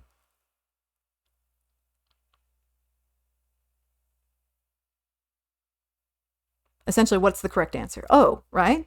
The correct answer is O. So, at what index inside of this string, at what index is the word O? Or sorry, is the letter O? It's at index 2, right? Because we start at 0. So 0, 1, 2. So the letter O is at index 2. Now, if I divide the length by 2 and I get 2.5, but what I actually want is 2, I want to round down. How do I do that? How can I do this division and then round down to get the value that I want? Yeah, I need to do math.floor, right? I need to do math.floor. So if I have an odd number of letters in my string and I divide it by 2, I'm going to need to always round it down to get the actual index that I want to return. So the way that I can do that is by using math.floor, which is yet another built-in method, right? Okay, so let's go ahead and do that. So first off, we're going to do this kind of step by step, because when we get into this time of mathy stuff, it can get a little complicated. So first off, I'm just going to grab the length, And I'm going to say length is just s dot length. And then I want to find the middle index of my string. So I want to do that division. So I'm just going to say const middle index is going to be math.floor. And it's going to be length divided by 2. Now, what happens if this string has an even number of letters? So let's do what's something with an even number of letters. Let's do the word friend, I-E-N-D. That has 6, right? Yeah. Okay, so if I take this and I say, all right, the length is 6. I'm going to divide the length by 2, and that is 3. So if the length is even, we can see that we go 0, 1, 2, 3. And if I round that down, it's only going to give me essentially half of what I need. So we're going to need to have some logic here if our string has an even number of letters to essentially make sure that we're returning both the I and the E. So this logic is acceptable if we have a odd number of letters. We're going to return just that middle value. But if we have an even number of letters, we want to make sure that we're capturing both of those possible middle values. Okay, so first off, we're just going to grab whatever the middle index is. Doesn't matter if it's odd or even, we're just going to grab it. And essentially, if we're speaking in a pseudocode sense, if odd, return essentially at return the car at the middle index, right? If even, we essentially want to return the values. We essentially want to return a substring of the values around the middle. Okay, so if even, return 2 cars. Return 2 cars. How do I want to say this? Return 2 cars, or return substring of 2 vowels at middle. So we're going to need to have slightly different logic for both of these. Now, how do I check if something is even or odd?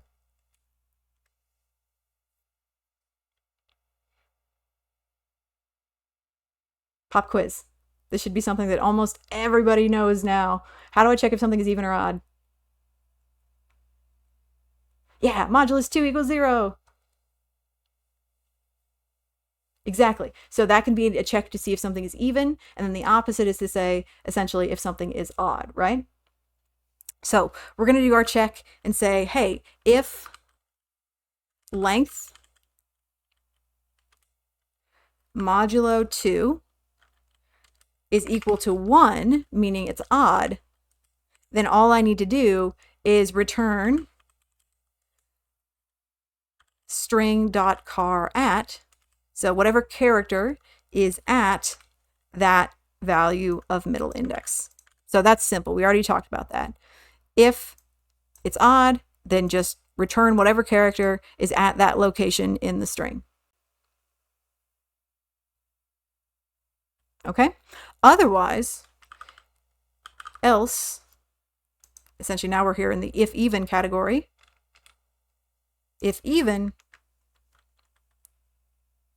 then we need to return essentially a substring of the 2 values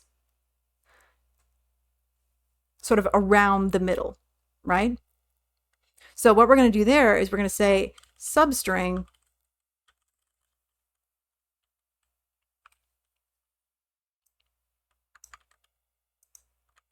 middle index -1 and middle index +1. Okay, so again, for the word friend, we're going to find the middle index and we're going to say, oh, it's at 3. Okay, so what we're going to get there is middle index -1. So we're going to return 0, 1, 2, the letter I.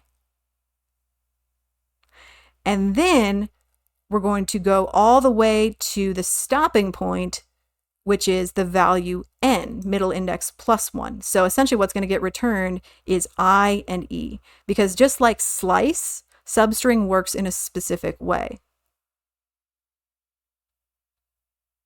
Substring works in a specific way where the first value is the index where we start, and the second value is the index after where we stop.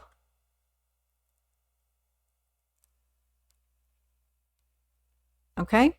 So this is the value where we start, or the index where we start, and this is the index after where we stop. So that's why we don't just say this. We don't just say middle index minus 1 and then middle index. We need to say middle index plus 1. So again, for the word friend, we're going to say, okay, middle index is 3. Middle index minus 1 is 0, 1, 2, so that's I. And then our stopping point is middle index plus 1, which is 4. So 0, 1, 2, 3, 4, which is the letter N, but we don't include N in the result. So we're going to go from I all the way to N and stop, which includes I and E. Okay?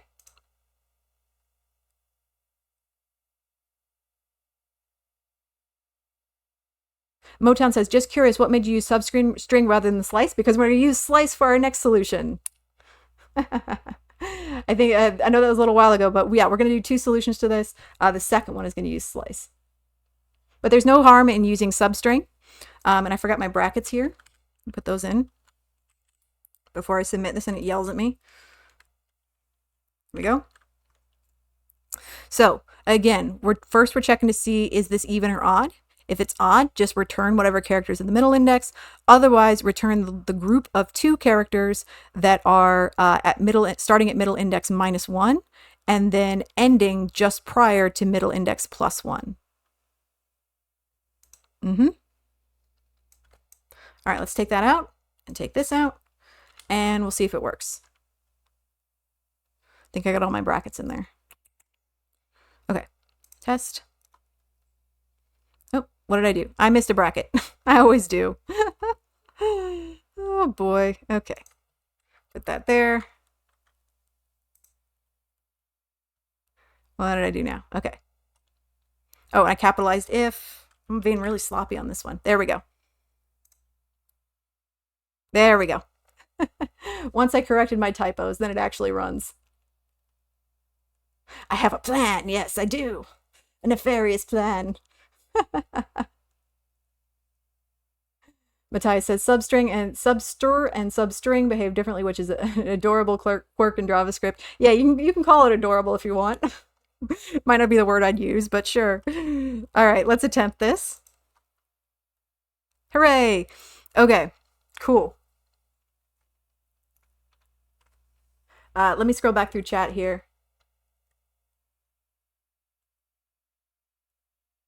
Peak of Humanity says, should we first check for S being a single car so we don't end up with 0 in the floor? 1 divided by 2 equals 0. This should still work. This should still work even with single characters. Because in this case, let me think about this, because I remember I reasoned through this before. Because yeah, this should still work even with a single character string, because the middle index, yeah, okay, yeah, it will work, right? Because think about this: if we pass in a single character value for this, the length is 1, right? And we divide by 2.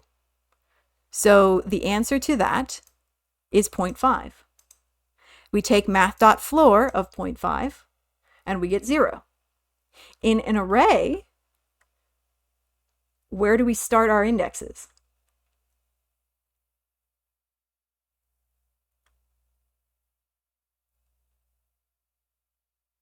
We start our indexes at 0, right? So in a single character array, it will return the value at 0, which is just the single character in the array. So there's no problem here. We don't have to do any extra checks for arrays of length 1, because the magic of indexes starting at 0 really saves us here. Okay, so it still definitely works. Now let's go ahead and refactor this and see if we can make it a little simpler. Now, again, there's nothing wrong with doing it this way. This is actually the way that I did it in my first solution. And then I went and I looked at the solutions that other people had done. And I was like, ooh, hey, there's a really sexy solution here that I want to try instead. And so this next one is I will, full disclosure, this is not one that I came up with. This is a sexy solution that I saw that somebody else did. And then I was like, oh, I got to reason my way through this and think about it. Oh, you want the link to the kata? Yeah. Here we go.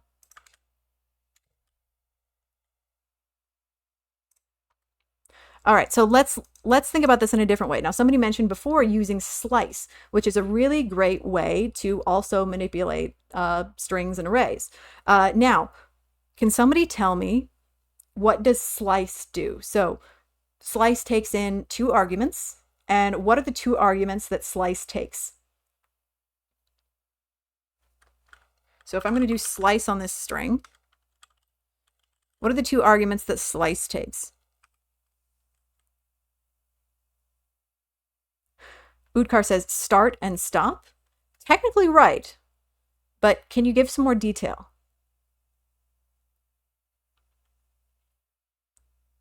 Starting index and stopping index. But what do we need to be careful about when we're using slice? Yeah, Icefire says start and after end index. Exactly. So very similar to the substring that we just did, right? It's the first index inclusive, so including the value at that index, and then the last index non-inclusive, so the index beyond where we actually want to stop. So just like with substring, we need to be very careful about how we implement this. Okay, so we're going to do slice, and we're going to take s.length minus 1 divided by 2, and we'll talk through this in just a second. Sorry, length minus 1. I got to put my parentheses in the right place. There we go. S dot length minus 1 divided by 2. And then S dot length divided by 2 plus 1. Okay, and I think I'm missing a parenthesis, as always. Yeah, I've got an extra parenthesis there. There we go. Okay, so let's talk through how this works. So again, if we have the word, we're going to use the 2 words that we used before, float and friend. Float has 5 letters, so it's odd. So we're going to pass float into here, and we're going to say, all right, the length of the word float is 5. And I'm going to subtract 1 from that, which is 4. And I'm going to divide that by 2. So the start of my slice is going to be, so I'm going to say, slice, the start of my slice is going to be 2. And then the end of my slice is going to be s dot length, again, which is 5, divided by 2, which is 2.5, plus 1, which is 3.5. Now, what happens when I put in a decimal value into slice? How does it behave? What does it do?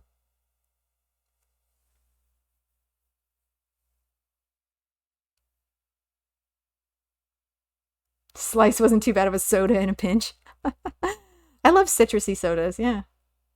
Udkar says error. Error, exception. Actually, no. Holly says, in other language, it should throw an error, but not sure about JavaScript. Well, the thing about JavaScript is that it is very forgiving.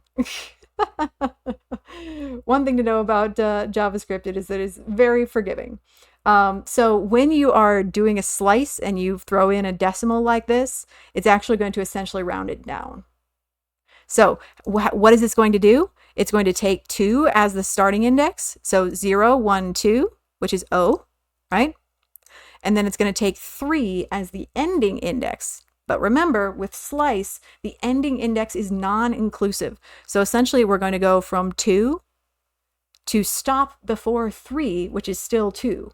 So we're going to just return the singular value at 2. Yeah, it's going to round down. So slice 2 comma 3 is essentially just slice 2. So give me the value at index 2, which is O. Yeah, you gotta love JavaScript and all of its forgiveness, right? It is very forgiving. All right, so now let's look at friend. So friend has a length of 6, and we're going to say s.length minus 1 is 5 divided by 2. So slice, we're going to have 2.5 essentially for our starting index. And then s.length divided by 2. So 6 divided by 2 is 3 plus 1 is 4. So what that's going to do is it's going to return the value at index 2 for our starter and then stop prior to index 4. So 0, 1, 2, 3, 4. So stop prior to n, and we're going to return the values of I and E. Okay? So no matter whether we pass in a string with an odd or an even length here, it's still going to give us the correct answer because of the fun and games that JavaScript plays when it tries to convert a decimal into slice, when you try to pass a decimal index into an array method like this. Copperly says, all this time I've been rounding down for no reason. Well, I wouldn't say that. I don't think there's any problem with doing the rounding.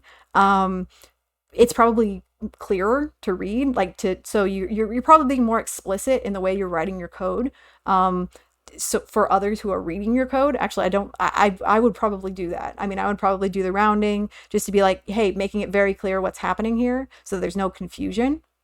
Because yeah, this technically works, but I wouldn't consider it necessarily best practice without the rounding, even though it's not necessarily required. I think it does make it clearer for somebody else who's reading your code. Yeah. Okay, so let's go ahead and test this out, see if it works. Kalarat says, and that's a great point. So Kalarat says, I like this answer. They say, by rounding yourself, you also don't rely on JavaScript always staying the same. Yeah, exactly. So if you are explicitly rounding in your code, you are essentially forcing the result that you want, even if something about the fundamental nature of JavaScript changes for some reason in the future, right? If something were to happen in the future that changes the fundamental behavior of slice, if you are forcing that math.floor, then you're going to be saying, I don't care what you want to do, I'm rounding down to the lowest integer, like explicitly. And so that will still happen. Yep. Yeah, so I really like this solution, but I would probably still, if I was doing this for realsies, I would probably still do the explicit rounding.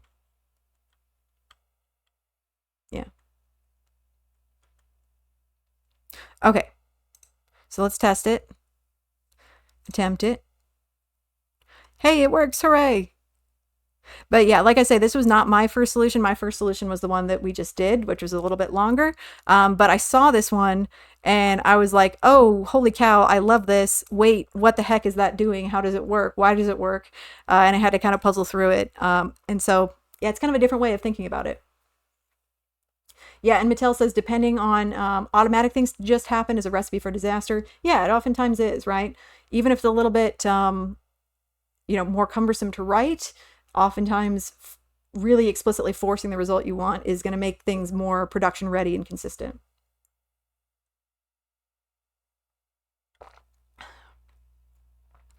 Yeah, and we can see that, people had sort of similar approaches to what we did here. This person just kind of did it as a ternary rather than an if-else, which is fine. This person essentially did the substring method. So they did length divided by 2 minus 1, but then they did the ceiling value. So you get a decimal, but you round up. And then, for the second value, they said, all right, if it's even, then essentially this is just an even odd check here. And they said, if it's essentially if it's even, then return 2 else 1. Okay. So yeah, they're just saying, all right, what's the length of the substring that I want to return, I guess. Yeah, because in this case, this is substring. This is the sub-str method rather than substring that we just did. So the second argument of the sub-str method is to essentially the length of the substring that you want to return. So if it's odd, it's going to be a length of 1. If it's even, it's going to be a length of 2, which is also valid, But yeah, substring and a sub str are two different methods, which is a lot of fun, like Matthias was saying earlier. So yeah, enjoy that.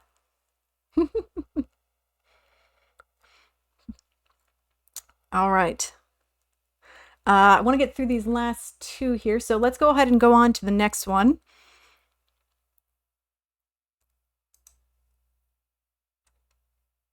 But yeah, math is fun, isn't it?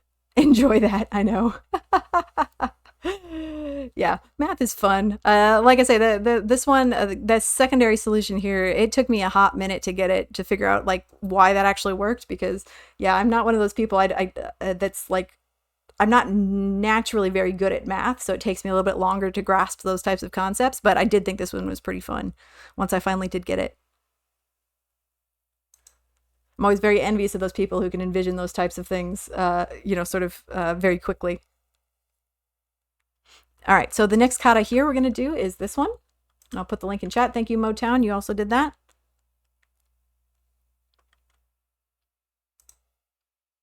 Matai says you Ankied that solution. Nice.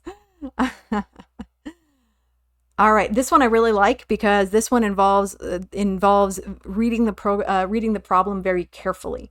And we're going to see why that is in a minute. This one involves very careful reading comprehension. It's the type of thing that might get you tripped up in an interview. The problem itself is very short, but getting the right answer takes a little bit of critical thinking. All right, so we'll train on this. Your task is to make a function that can take any non-negative integer as an argument and return it with its digits in descending order. Essentially, rearrange the digits to create the highest possible number. So they're giving us some examples here. So if our input is 42145, the output should be 54421. So the digits are arranged from highest to lowest. Same here. 145263 becomes 654321, etc., etc. And we've got some additional test cases down here. So they're telling us what they want to happen with, like, single digit numbers as well, and numbers with identical digits. No, you're fine, Matthias. Yeah. So in this particular case, they're essentially saying take an integer and swap its digits so that they are in descending order, and then return that highest possible number. Okay, so what is a way that we can very quickly take this sequence of values and essentially rearrange them in a very specific way? What's the quickest way for us to do that? Icefire says, I feel an array sort. Yeah, we've got a lot of lovely built-in methods that we can use to help us do this, right? Matthias says, what's our input? Is it an array? No, it's actually an integer in this case. So we're taking an integer as our input, and we need to essentially break it apart and sort the individual values in that integer. Now, I would say that if we want to make the use of the built-in methods that JavaScript provides for us, that doesn't mean you have to. You could brute force this if you wanted. But I would say that probably the best way to solve it is by using the built-in methods that we have at our disposal. So what is a way that we know how to take a list of values and sort it in a particular way?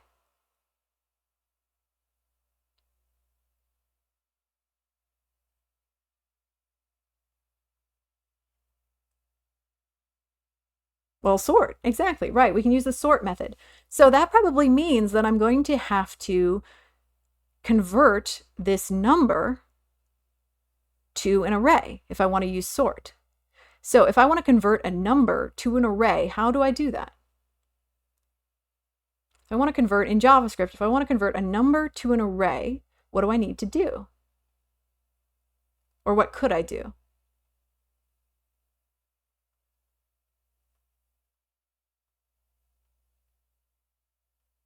How do we normally convert things to arrays?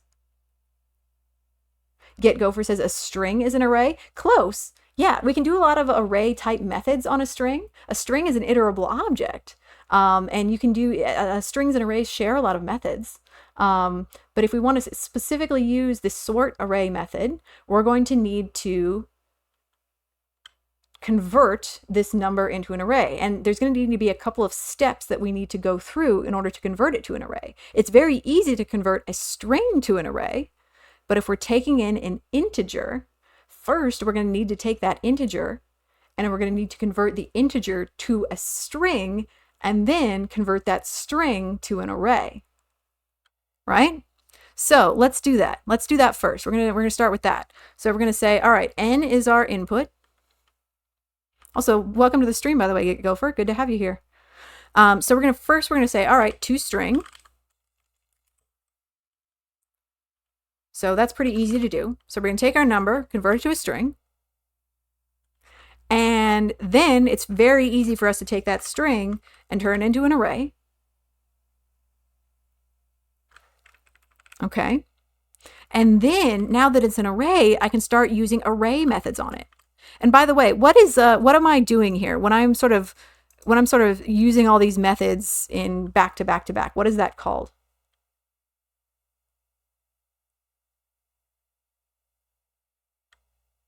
When I'm using methods back to back to back to back like this. Yeah, it's called chaining, right? We're chaining methods here.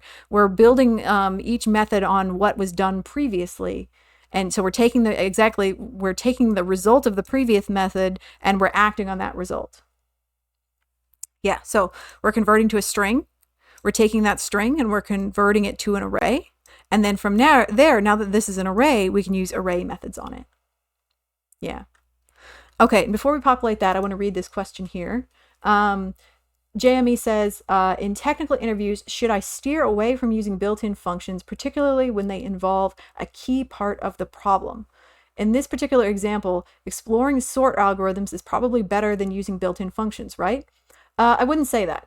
I would ask your interviewer what they would like to see. So you could show your knowledge by saying, so that's part of the prep method that we use to answer these types of questions. So saying parameters, results, examples, and pseudocode. So this would be in the pseudocode portion. You might say to your interviewer, wow, I really like this question. I know of several potential ways that I could solve this. One of the ways that I could do it is by using the sort array method to, there's a lot of wonderful built-in methods in JavaScript. And one of the ones that I could use would be converting this number to a string and then to an array and then using the built-in sort method. So I would be happy to show you that. Or otherwise, if we want to take a more data structures and algorithms approach, I could do XYZ types of sort to also solve this. Is there a particular method that or is there a particular way to solve this that you would like to see first? I would be happy to show both methods to you. But if there's something in particular that you're looking for, just let me know and I'll solve it that way. So that's the way that I would approach it. I wouldn't say, oh, I have to show my DS&A knowledge before using anything else. I wouldn't make that assumption without asking your interviewer that question, because by asking that question, you're showing two things. Number one, you are showing that you're engaged with the interviewer and that you're not just, following a particular path because you can or because you don't know any other way to solve it. So you're saying, hey, I'm engaging with you, interviewer. I want to know what you think. And it's also showing that you know multiple ways to solve it and you're like, you feel comfortable doing it either way. And so you're really kind of showing off your knowledge that way if you ask the interviewer and get their feedback. And they might say, oh yeah, if you know the built-in methods, we actually want to see your knowledge of your how many built-in methods you know, and rather than just going about it the DS&A approach. Or they might say, oh wow, you know different sort types. Let's see those. What can you do? What do you know as far as time complexities? So they might have a preference, and I would suggest that you ask the interviewer that question. Yeah, and so strain, I don't think we want to make any kind of assumptions by default. I think we should still ask the question of the interviewer, partially because it's going to allow you to show off a little bit, right? They might say, well, which one do you prefer? Or, and so if they ask that question back to say, which one do you prefer? Then you might say the answer of saying like, oh, well, these built-in methods are going to be more efficient, so I'm going to use that. Or you might say, well, I would love to walk through this, this sort algorithm that I know. Exactly. That's exactly right, JMA. It shows that you know more than one way of, showing the problem. Exactly. Or solving the problem. Yep. Matthias says, isn't JavaScript lovely? Yes, it is, isn't it?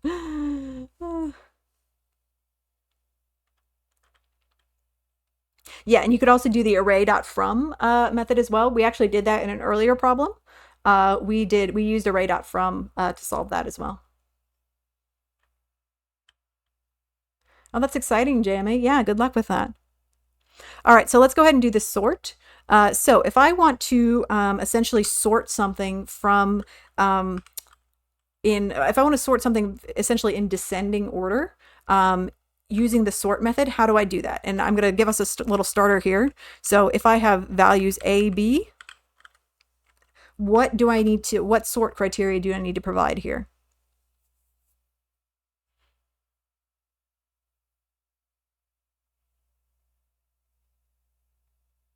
Yeah, so generally when you're doing sorts, you're going to do it one of two ways. You're going to either do A minus B like this, or B minus A. And if we say B minus A, that's essentially descending order, right? If we're comparing two values, for example, numbers 1 and 2, if we were to, say replace these with the numbers 1 and the number 2, writing it out this way would essentially be 2-1 or 2 minus 1, which is descending order. The reverse would be ascending order, so 1 and then 2. All right, so this is essentially saying, hey, we want to sort this in descending order. And then what do I need to do next? So what do I have? Well, I have an array that's now sorted in descending order. So what's my next step? Yeah, I'm going to need to join, right? Because they don't want an array. We need to join.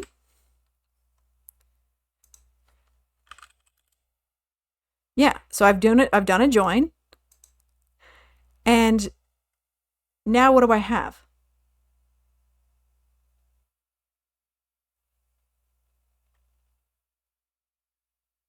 Yeah, I essentially have a string that's sorted in descending order.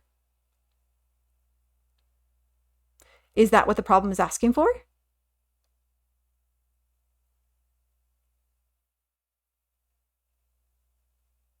What's the problem asking for? Yeah, it's asking for, very specifically, it's asking for the same integer back, just sorted in descending order. So it's asking for a number. It's not asking for a string. When I first did this problem, that tripped me up because I was just like, okay, I'm done. I did it. And then we're going to do it this way because I want to show you what's happening here. And what I'm actually going to do is I'm going to go down here to my test cases and I'm going to get rid of the first two just so we can very clearly see what happens. So it's expecting, if I pass in 111, it's expecting to get back 111. Okay. So we're going to test this. It's going to fail. And look at the result. It says expected 111 to equal 111. But what's the problem here? Well, it's telling us that this is a string and this is numeric. So it cares about the type of the value that's returned. So when I first did this problem, I got something like this and I was like, hey, wait a minute, like I got the right answer, right?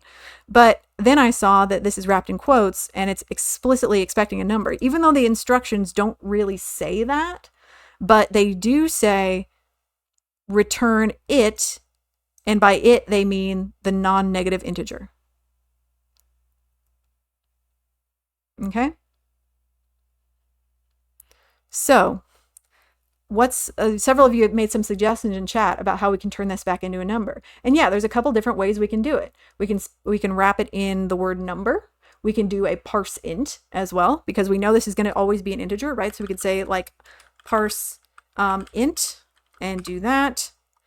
And with parse int, you can even specify like whether it's base 2 or base 10 or whatever, but it's going to do it in base 10 by default. So we could just do that. But I think my favorite way to do it is by using another shorthand. So in this case, we can just put a plus sign right here. And I forget what this is called. I think somebody said it in chat. Unary plus, yes. So this little plus sign here is called the unary plus operator. And what it's going to do is it's going to force this string to be a number if it's able to do so. Or you could, yeah, or you could do a multiplication, Holly, absolutely. But in this case, we're just going to use this little shorthand here, the unary plus operator, which is going to convert it back to a number. Okay? So let's test it now. Hooray! And just by adding that little plus sign there, it's going to force it back into numeric. And since we already know that that based on the inputs, we've already been told that we're going to be, always be passed in an integer. So we're not going to have to worry about decimals or anything like that, or anything that's not going to convert cleanly back into numeric. So we can just use this unary plus here.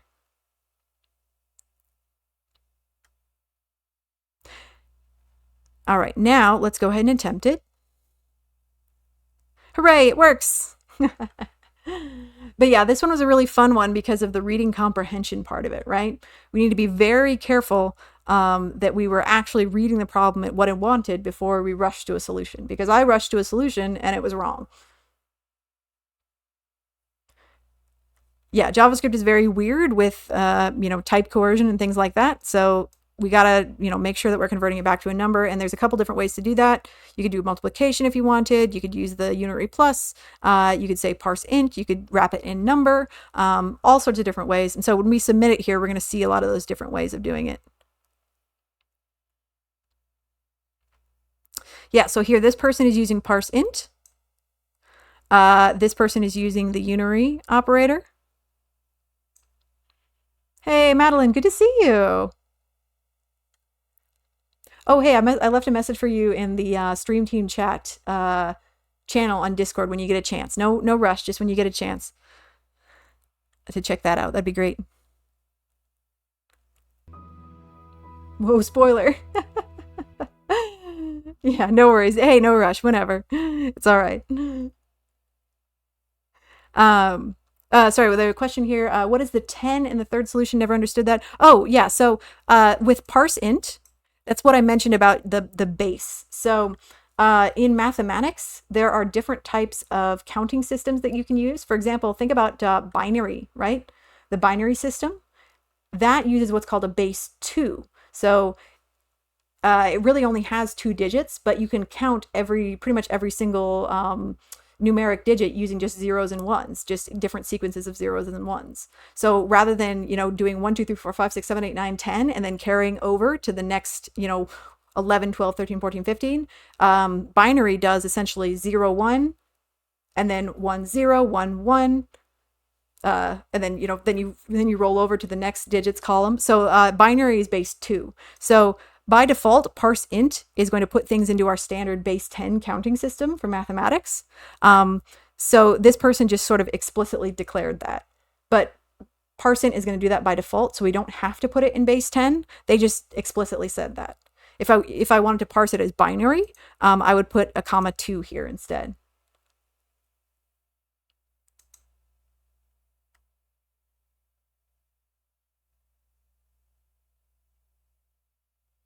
Udkar says, imagine solving this in TypeScript because that is strong typing. I think we cannot convert string to integer and vice versa. Yeah, I actually don't know the answer to that. Anybody who's familiar with TypeScript, feel free to chip in there. A lot of people here are using the unary plus as well. Yep. So essentially, this person here and this person did it exactly the same way. So same result. This person just explicitly said, we're using base 10. Yeah, so you can use parseInt to convert to binary, hex, whatever types of, base system that you want.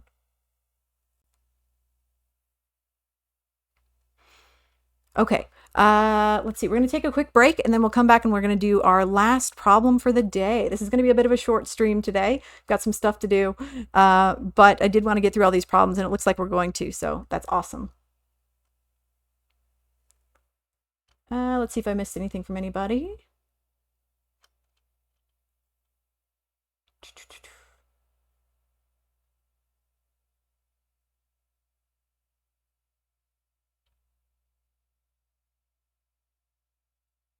Oh, yes, exactly. And that's a great point, Strain.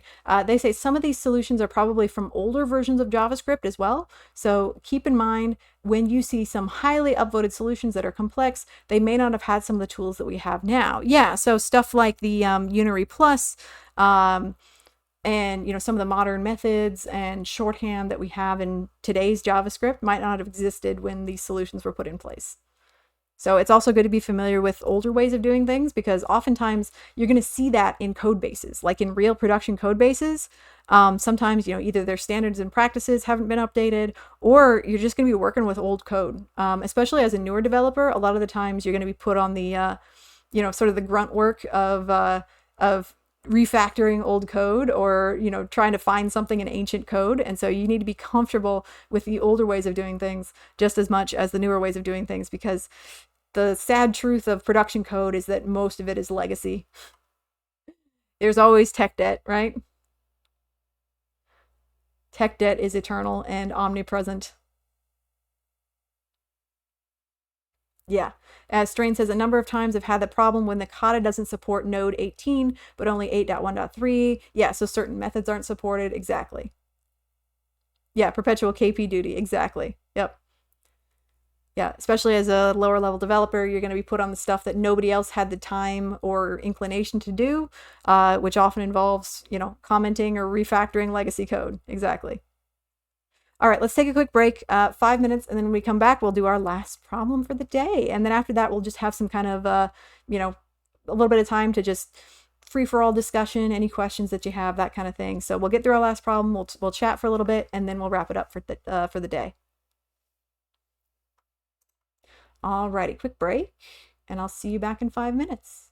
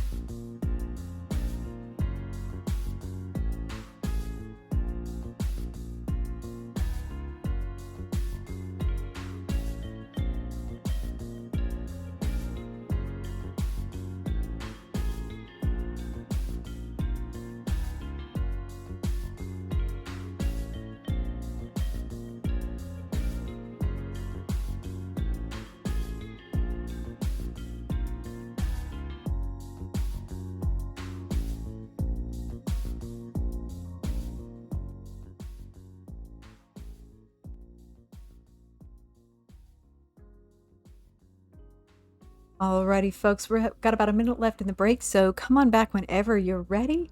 If you've been sitting down this entire time, please go ahead and get up and stretch. Don't get carpal tunnel. Stretch your wrists, stretch your neck, stretch your body. And as always, make sure you're staying hydrated. Get yourself a glass of water and pet your dogs, pet your cats, pet your significant other with their permission, of course, and then come on back.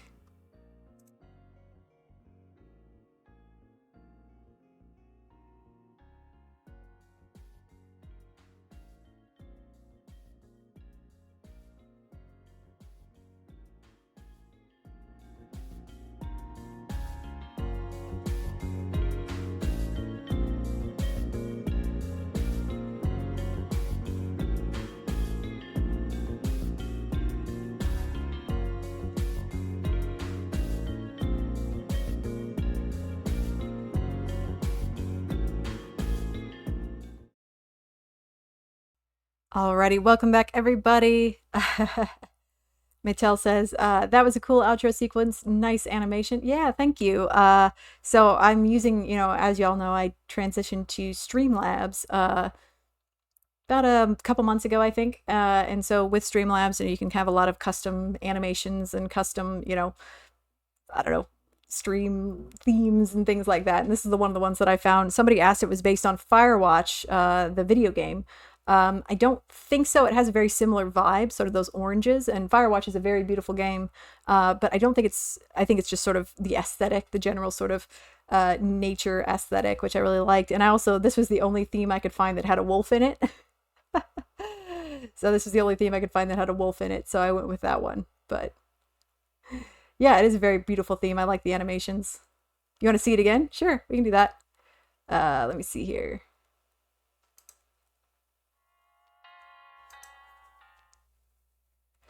Yeah, so the wolf there is in the it's in the sort of the transition animation. Oh, 1 second. My dog wants to leave the room. 1 sec.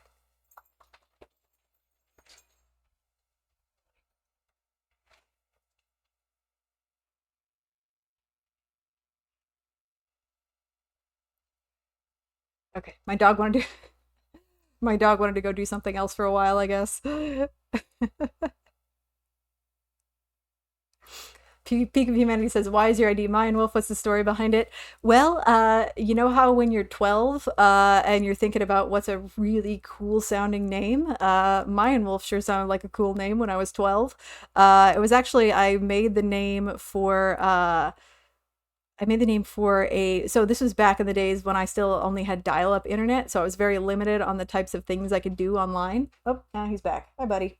Um, I was very limited on like the types of things I could do online, and one of the few things that I could do with my dial-up connection, like the slowest possible dial-up connection, it was text-based forums, the old types of forums where you would start a thread and then everybody would reply, and you had to like reload the page to see the replies, and so each of the replies was in its own box. Yeah, dial up, yeah. And so each of the replies was in its own little box, and so yeah, I used to hang out on those forums, but it was like text-based like role-playing forums, and so like there was one where I could be a wolf, and so yeah, that was my username from way back in the day when I was 12, and it's really just stuck with me since then. I've had the username Mayan Wolf for the last over 20 years. I've been going by Mayan Wolf in various online spaces. So it's pretty much my brand. I've solidified the brand across all the major platforms, so there's no changing it now.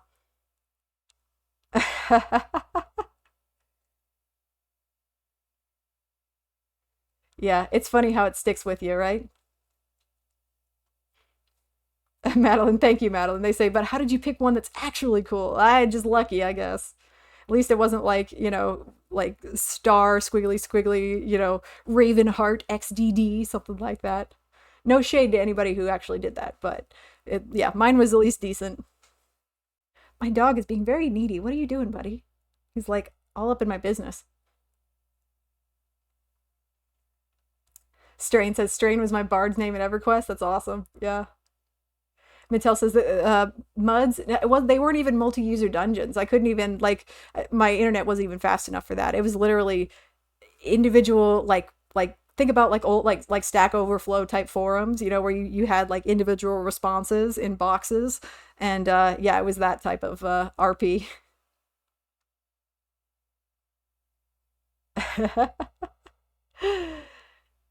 Yeah, I didn't even do AIM or ICQ or anything like that.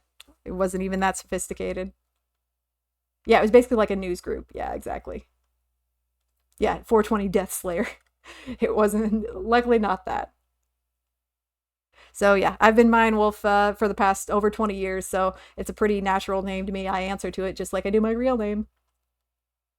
Matthias is basically, yeah, Matthias says the dog is basically like, when are you done with the humans? Yeah, he's being very needy. I don't know what his deal is today. He's literally standing like right in front of me right now.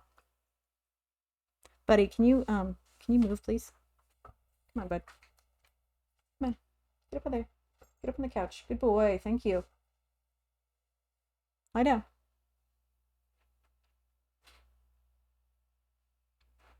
Oh, is it because the pillows are wrong? 1 second. You need to fix that? Here you go. Lie down. I think he didn't like it because the pillows on the couch weren't quite right.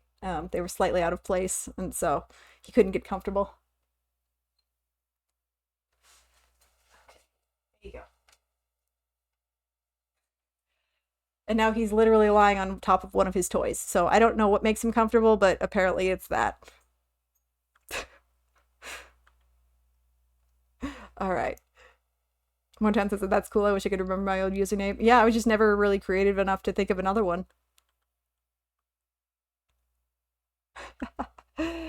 Alrighty, so let's go ahead and hit up our last problem here for the day. So this one is highest and lowest. In this assignment, you are given a string of space-separated numbers. So a little bit different than the strings we were or than the numbers we were working with in the previous problem. In this case, this is explicitly a string, and the string is separated by spaces. We need to return the highest and the lowest number. They give us some examples here.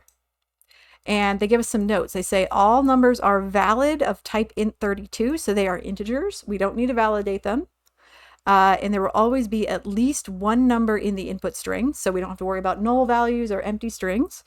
An output string must be two numbers separated by a single space and the highest number first. Okay, so our inputs are going to be essentially a string of numbers separated by spaces with at least one number in the input. Our output needs to be two numbers separated by a single space. They've given us some examples here. Alrighty. Oh, sorry. Yeah, link. Got it. There you go.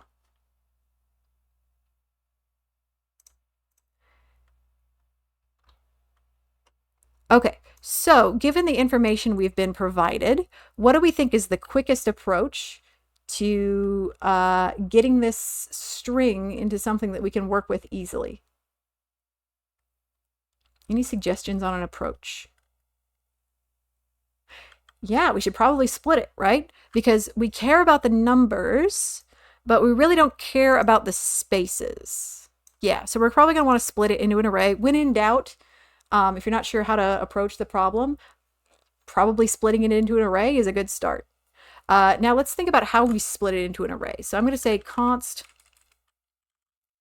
num array. We're going to take in our input numbers and we're going to split it. But how should we split it? How should we split it? Because normally we would do something like this, right? If let's say if we have a normal string, we would just do that. But we want to split. How should we split it?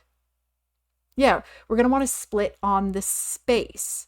Because if we choose to split on a specific character, let's say I pass in this string. What will be returned if I split it on the space? What am I going to get back here?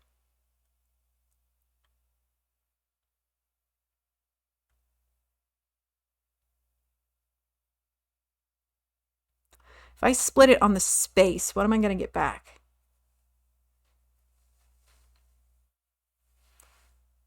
And if we're not sure, we can do a console log here as well. Yeah, whatever delimiter here that we choose to split on, it's going to remove it from the resulting array. Okay, so let's just do a quick console log here to illustrate that. So I'm going to do console log um, console log num array, and this is going to give me an error, but we don't care. So let's do this. Yeah, so look at what we get back. If when we pass it, actually, I'm gonna even take out this first test so it's a little clearer. I'm gonna just take that and I'm gonna do another test here. Okay, so if I take the string 1 space 2 space 3 like this, what I'm gonna get back is this array. I'm going to take these extra spaces out just in the output so it's clear. So you can see how it removes the spaces between the string and just returns an array of only essentially numeric string values, right? So it's removing the delimiter that we specify, which is the spaces. It's splitting on that delimiter and removing it. And so our resulting array only has the values that we care about, which are the numbers. Cool, so that's a good start. Now, if I want to find the highest value in this array here, if I want to find the highest value in this array, what can I do? If I want to find the highest value in a sequence of numbers, how would I do that? Yeah, I can do math.max, right? I can do math.max. So we're going to say const highest equals math.max. Now, can I do this? Will this work? Because an array is like a sequence of numbers, right? Yeah, no, I have to do something else first, don't I? Right. Why do I have to do this? Why do I have to spread that array? Because what these math methods are actually looking for, if I were to do this manually, if I were to do this by hand, I would be passing in a literal comma separated sequence of numbers. That's what it's expecting, multiple arguments. It's expecting multiple arguments passed into this method. So if I just pass in that array, it's going to treat it like a single argument. And then, with no other arguments after that. So we have to remember to spread it in order to actually make it do what we want. Yeah, we essentially have to unpack that array, right? So lowest is going to be the second value I'm looking for. And for that, I can do math.min. And I'm going to do the exact same thing. I'm going to spread that array. And then what do we want to return? What do we want to return? Well, we want to return two numbers separated by a single space. So this is pretty easy for us to do. There's a couple different ways we can do it. We could either just say return highest plus, and then a space, and then plus, let's see, was it, yeah, highest and then lowest, right? We could do that. What's another way we could do it?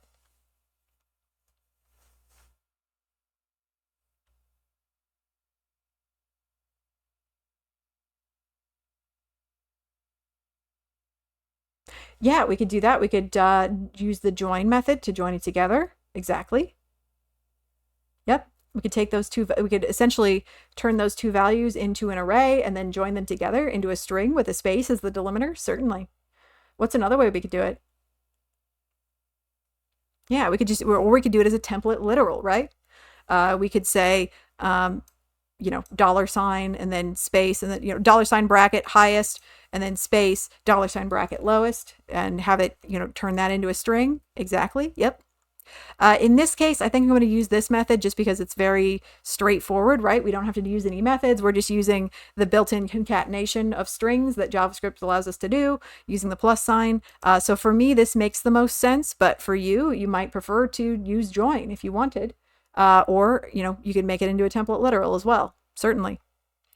So let's test this out and let's see if it works. Hooray!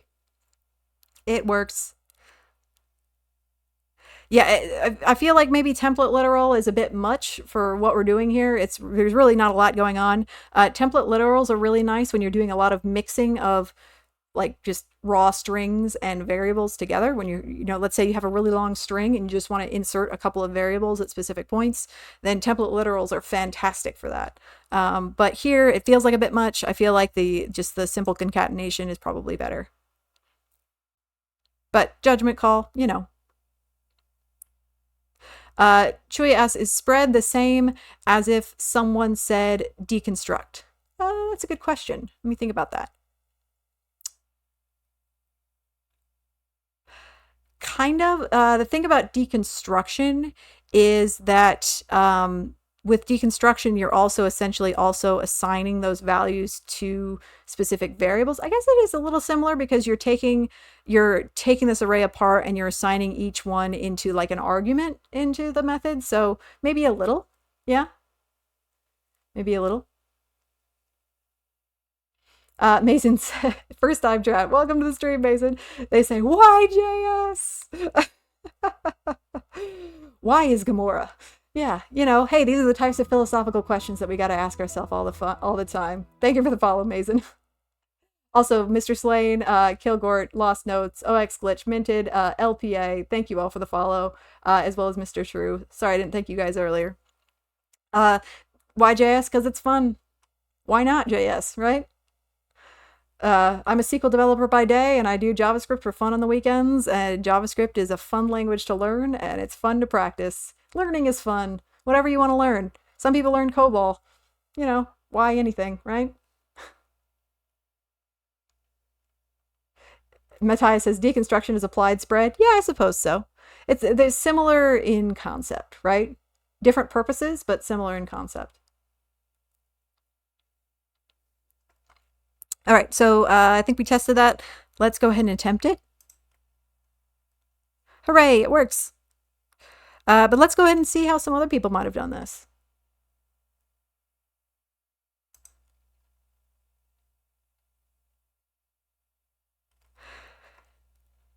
All right, so this person, they basically did the same thing. They just kind of combined the two steps. They put the methods directly into the template literals. So this is a really great example of why we would want to use template literals here instead of just concatenation. So in this case, with template literals, you can just put the method call directly into the string output. So that's a great little refactor there of kind of what we did. No worries, John. Great to see you. Hello. This person used map, which is interesting. So, okay, so they did the split and they mapped. Okay, so they essentially, I see what they did. Yeah. So they essentially mapped it back. Cool. And then math.max.apply. I've never seen that before. I've never seen apply used in this way. I wonder what apply means. I have to look that up. So spread there as well. Oh, it's an old syntax thing. Okay, I was wondering about that. Yeah. Okay, so this person, interesting. This person, they did a sort first, so they sorted the array, and then they're essentially just returning the highest and lowest value from the sorted array. So that's a really clever way to do that. I like that. Yep. Apply is like a call, but it only accepts arrays. Okay, fun. Yeah, so we got a lot of old syntax here. More sorting, and this is a valid way to do this too. You could sort it and then just essentially grab the sort the array first and then just grab the first and last value, and there you go. Yeah, absolutely. This is kind of the way we did it here, except they still did a map there. Yep. Okay, so I feel like we had a pretty good solution there, definitely. All right. So those are essentially all the problems that I wanted to tackle today. Anybody have any questions on any of these problems? You all have asked some great questions already. I would suggest going back and trying these problems. If you haven't done them already, I would suggest going back and trying these yourselves, looking at some of the alternative solutions and seeing if you can parse your way through those and apply those as well. Hey Bobo, if you're looking for the links to the problems, this is the one I can put the links to the problems that we just did here in chat. So I'll just put them all here if you want to do them yourself. Oops, I did that wrong. That. Oh my goodness, Choi, thank you so much for the subscription. That's so kind of you. Thank you. And my alert worked this time. Hooray! And thank you for using your Prime sub, Choi. Oh, thank you, Madeline. Good to see you as well. Yeah, and John says, try to do it without methods. Yeah, we actually did that for a lot of the other problems that we did. We did it the brute force way first, and then we did the second way using methods. Let's see, that 3. This one. Oh, and I realize I pasted the solution links, but if you haven't completed the problem, it should just take you to the, you should still be able to navigate to the problem page as well. No worries, Icefire. Yeah, so we're going to take the last, 15, 20 minutes or so of the stream. We've done all of the problems that I wanted to do. So yeah, the last 20, 30 minutes or so are just going to be a little free for all. Whatever you want to ask me or anything you want to talk about, it's the floor is open to whatever y'all would like to discuss. And we've had some pretty interesting discussions here at the end of some of these streams, so I wanted to give a little space for that. My last couple streams have gone very long, and we haven't really had time for those types of discussions at the end. So I wanted to give some space for a little bit of a more casual wrap up here at the end of today's stream. 6J says, what is your favorite version of Windows? Well, you might not be able to tell, but I actually have the Windows 95 desktop theme. So, or sorry, not Windows 95, Windows XP desktop theme. So I got to call back to the OG. I got to call back to the OG Windows XP, I'm afraid. That was my very first, computer that was mine. The one that was actually, my very first computer, in my bedroom that was, I could consider mine, was a Windows XP machine. So got some good memories there playing, the pinball game that was included with XP, all the cool games that were included.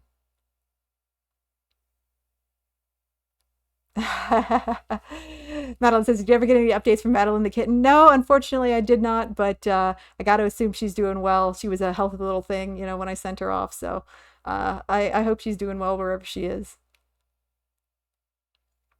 Matthias says, I use Win95. Hey, I used Win95 for a long time, Matthias, until we had our Windows 95 machine until well into the almost into the Windows 7 era. We still had a Windows 95 computer in our second room that I would use sometimes to just do stuff or play games, because honestly, Windows 95 had the best games, and I will fight anybody who says otherwise. Just the best built-in games, Windows 95 was clutch. We're talking Solitaire, we're talking Spider Solitaire, we're talking Minesweeper. We're talking that one game that I can't ever remember, Rodent Race or whatever it was. The one where you had to push the blocks. We talked about this before, and I couldn't remember the name then either. But yeah, Windows 95 had all the games, and so we had a Packard Bell. We had a Packard Bell machine, and it actually came with a ton of other cool games that were outside the standard built-in Windows games. I had Sonic CD, which was so cool. Sonic CD. I had Comic Zone, which was you were fighting inside of a comic book, and I really sucked at that game, but it was really fun. I had Echo the Dolphin. We had Rodent's Revenge. That's it. Yeah. Echo the Dolphin, Sonic CD. I'm trying to think of what else. Oh, and there was this built-in 3D environment. It was it was almost like Microsoft Bob, but in like more modern, and like you had this little like house that you could explore and you could click on things, and when you did, like things would happen. I don't remember what it was called, but it was so cool because you could like explore and click on things in the house and it would cause weird things to happen. So yeah, it was super cool. Yeah, I know. I basically skipped over Windows 98 entirely. We went straight from Windows 95 to XP. Yeah, the Windows XP had the screensaver with the pipes, but Windows 95 had the cool maze screensaver, and Windows 95 had the pipes too. Um, but yeah, Windows 95 had the maze screensaver, which I would like as a child. This was the type of child I was. I would literally sit and watch the maze screensaver. Like I would just stare at it and like try to get to the end of the maze because I thought it was so cool. So you could entertain me just by turning on the maze screensaver on Windows 95 and putting me in front of it. Motown says, "Would you rather have telekinesis or stretch arms as a power?" Telekinesis. Yeah. Stretch arms would get weird because I would ruin a lot of clothes, I would imagine. You know.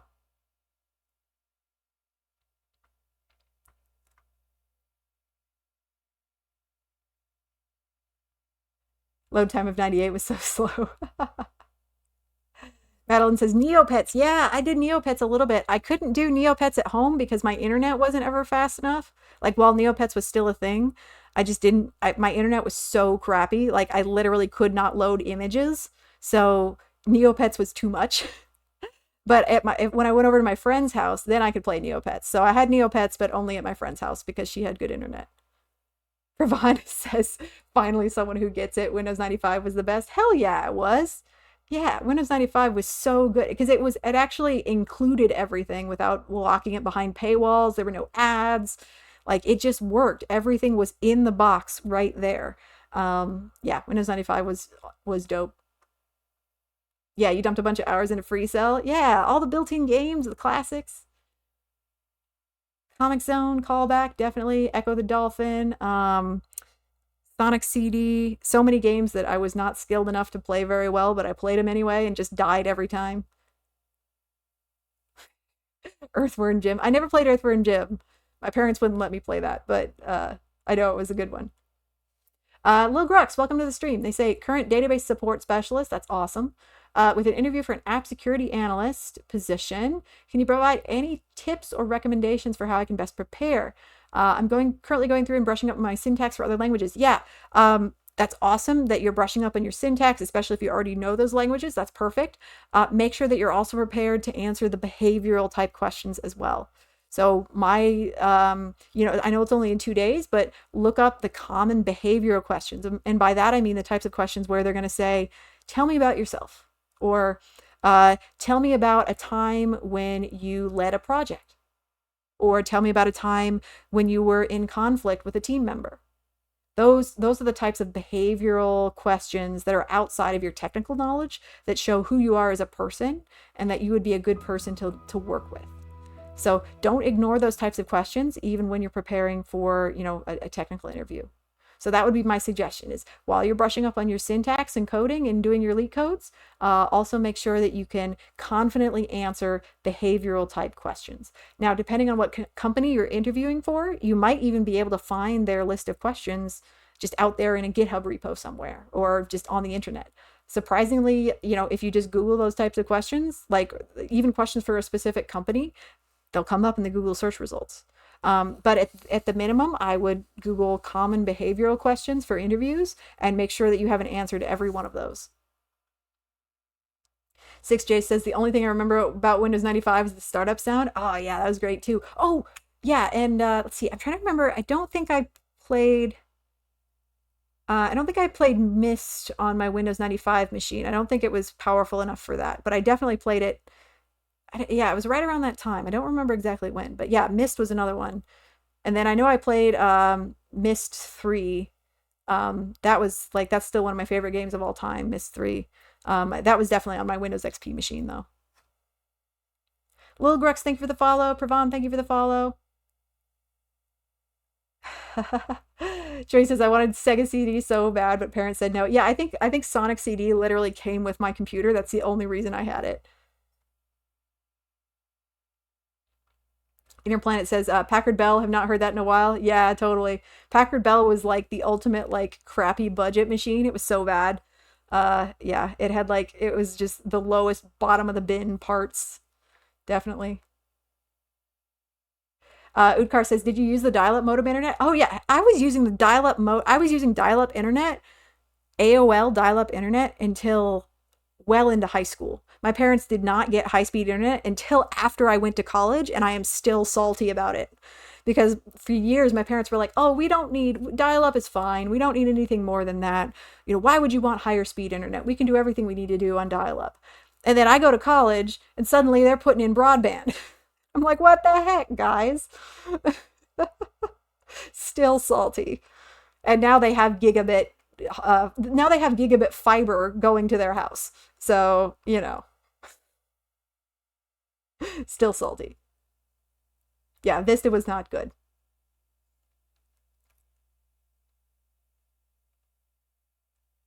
But yeah, there's so in occasionally I would get grounded in junior high and high school for doing something stupid, and my parents knew that the most effective way to ground me was by taking away my internet, and so I would still try to get on the internet, but I would, we were on dial up, but I didn't know how to turn off like the modem sound, like the beating, ding, ding, ding, ding, that sound.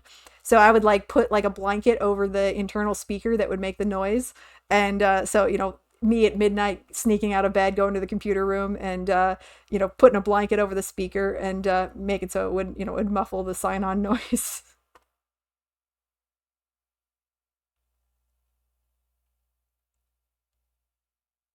Yes, and Peak of Humanity, thank you for sharing that link to those behavioral questions. Grux, definitely check that out.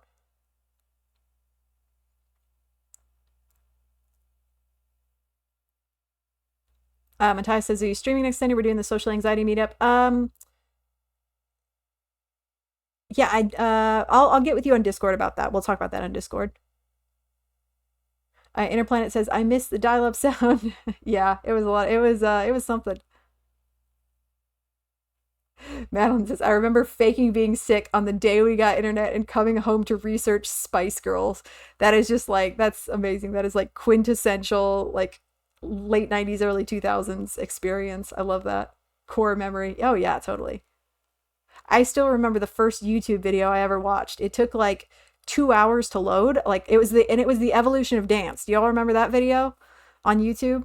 The evolution of dance. Um, that was the first YouTube video I ever saw. I thought it was just the coolest dang thing in the world. And it took like 2 hours to load on my dial up connection. And I made my friend sit there while we waited for it to load, like half a second at a time, half a second every minute. Lunatic, hello, welcome to the stream. We're just in our free for all discussion phase. We're talking about our early experiences with computers and like which version of Windows is the best, and like our early experiences with dial up internet. So feel free to chip into the discussion if you have an opinion. Thank you for the follow.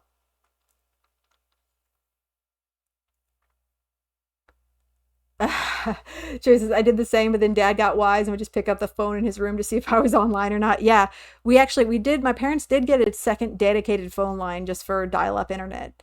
So yeah, we did have a single line for a while, but they got a dedicated second line because there were times when, mom would pick up the phone and I would lose whatever I was doing. And it was just the, terrible experience.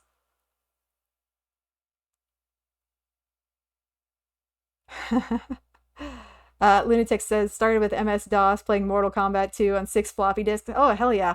I think my copy of Riven, like the second Myst game, it came on like 6 disks, I think. Because yeah, I had Myst, Riven, and then Myst 3. Um, and yeah, I think Riven was like 6 disks.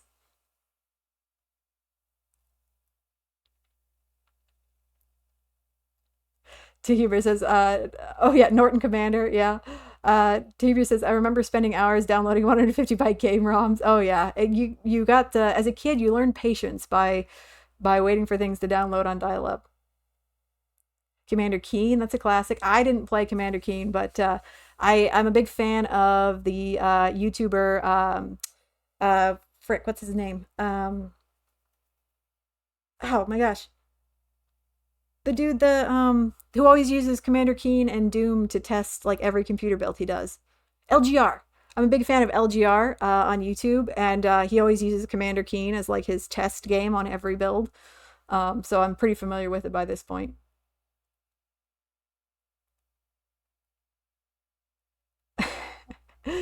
Yeah, yeah. Mom would pick up the phone and go, "Mom, no, I was doing something." Yep.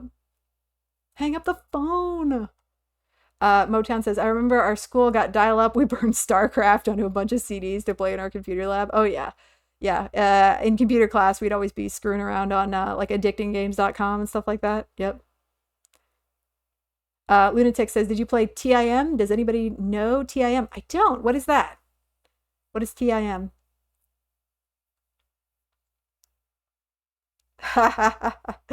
Matthias, you need the computer. Yeah.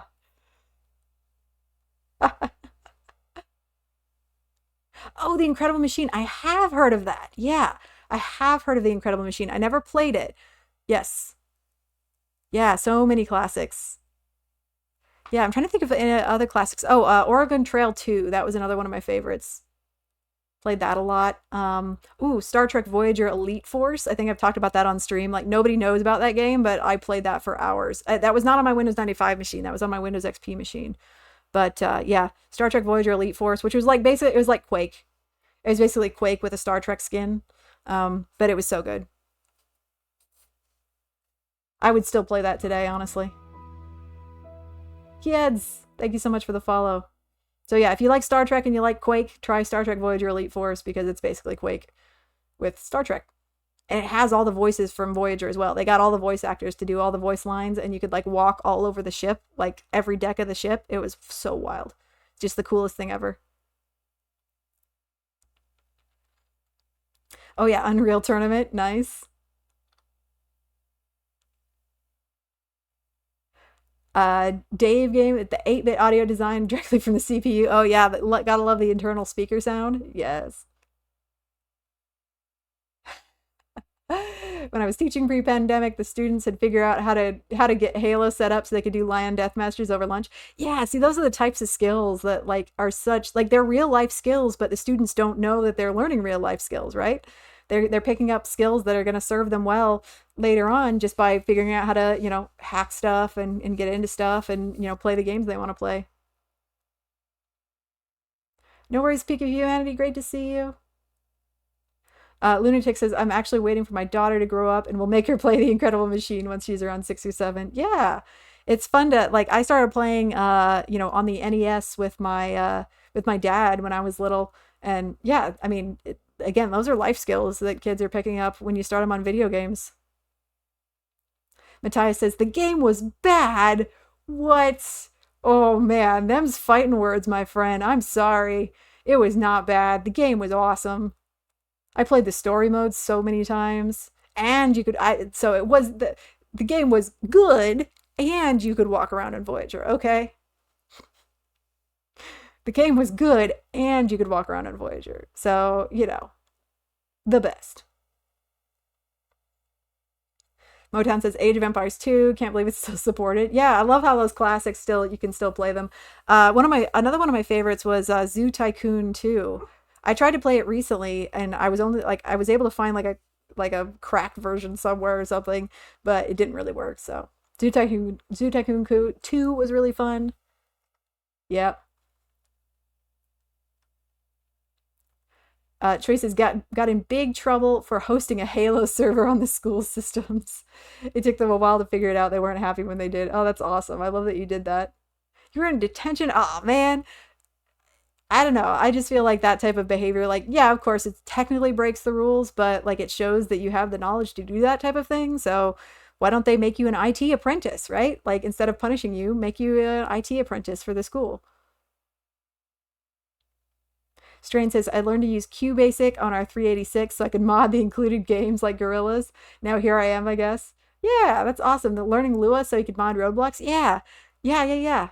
Like I learned console commands so I could do like cheat codes in the games that I wanted to play. And I didn't unfortunately I didn't really ever like get into coding when I was little, but I definitely learned, how to build computers and how to how to troubleshoot, especially. Yeah, troubleshooting was a huge skill that I picked up as a kid. Just when games wouldn't work because of my really crappy computer, like I had to learn how to troubleshoot. I had to learn how to install drivers. I had to, figure out how to read error messages because we had such crappy computers and crappy internet that I had to learn how to do those things. And it's helped shape the rest of my career.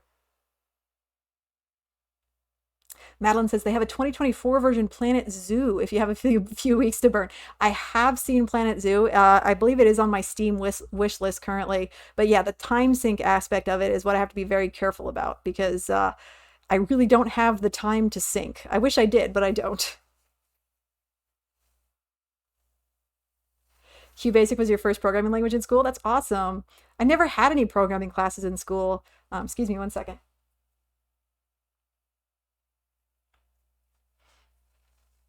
Yeah, I wish I would have had programming classes in school, but my school was too small and too rural. We had typing classes, but we didn't have any programming. You still have the old Doom console commands in memory. Yeah, Doom was too violent, so I wasn't allowed to play it, but I was allowed to play Voyager Elite Force, which is essentially, again, Quake with a Star Trek skin. So who knows? Yeah, messing around with config files, messing around with bat files. I did that. I did do that kind of thing. Yeah, I had to learn how to build computers. Yeah, I remember when I got my first NVIDIA graphics card. It's back when all the graphics card boxes had like the creepy alien lady faces on them. Oh yeah, I still remember that. Huber says this is a lost skill in the new kids. I was surprised at how many of the newer techs had to teach basic troubleshooting. Yeah, we don't often think about it, but troubleshooting is really a skill. On Before I was a developer, I was a data analyst, but I was maintaining like three different software tools for our customers, our internal customers, and like I was doing that because nobody else could troubleshoot the way that I could. To really work with the customer to get to the root of their problem and say like, okay, I understand you're seeing an error, so let's walk through step by step and figure out what's causing the error, where it's happening, why it's happening, and really break this down. And because I was the only team member that really had that skill. So it's really interesting how we don't think about that as being something that's learned, but it is. Um, so it's something that it's such a valuable thing that we often don't think about. Yeah, Lunatic says I had a Voodoo graphics card. I think that's what I had as well. I don't remember other than just had the lady face on the box, and I thought that was so cool.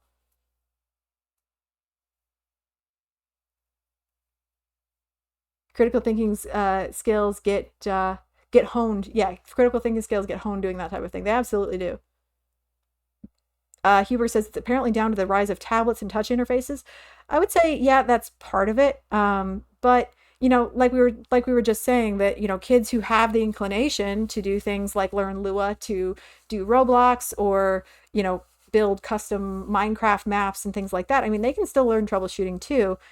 It just depends on their exposure, right? So I wouldn't necessarily say, oh, tablets mean that kids aren't ever going to learn to troubleshoot anymore. I think it just depends on their level of involvement and exposure with technology. Yeah. I will say though that kids who primarily interact with technology through tablets do uh, don't get that exposure to things like file structures and systems, right? They don't necessarily know how to, navigate within a file-based environment, which is unfortunately still how corporations work. So there are considerations there. Oh yeah, exactly. If you want to use a computer back in the day, you can avoid having to learn it to use it. Yeah, yeah, of course. Yep. Y'all are making me want to play like Sonic CD again now. Dang. I think I have. I was just thinking.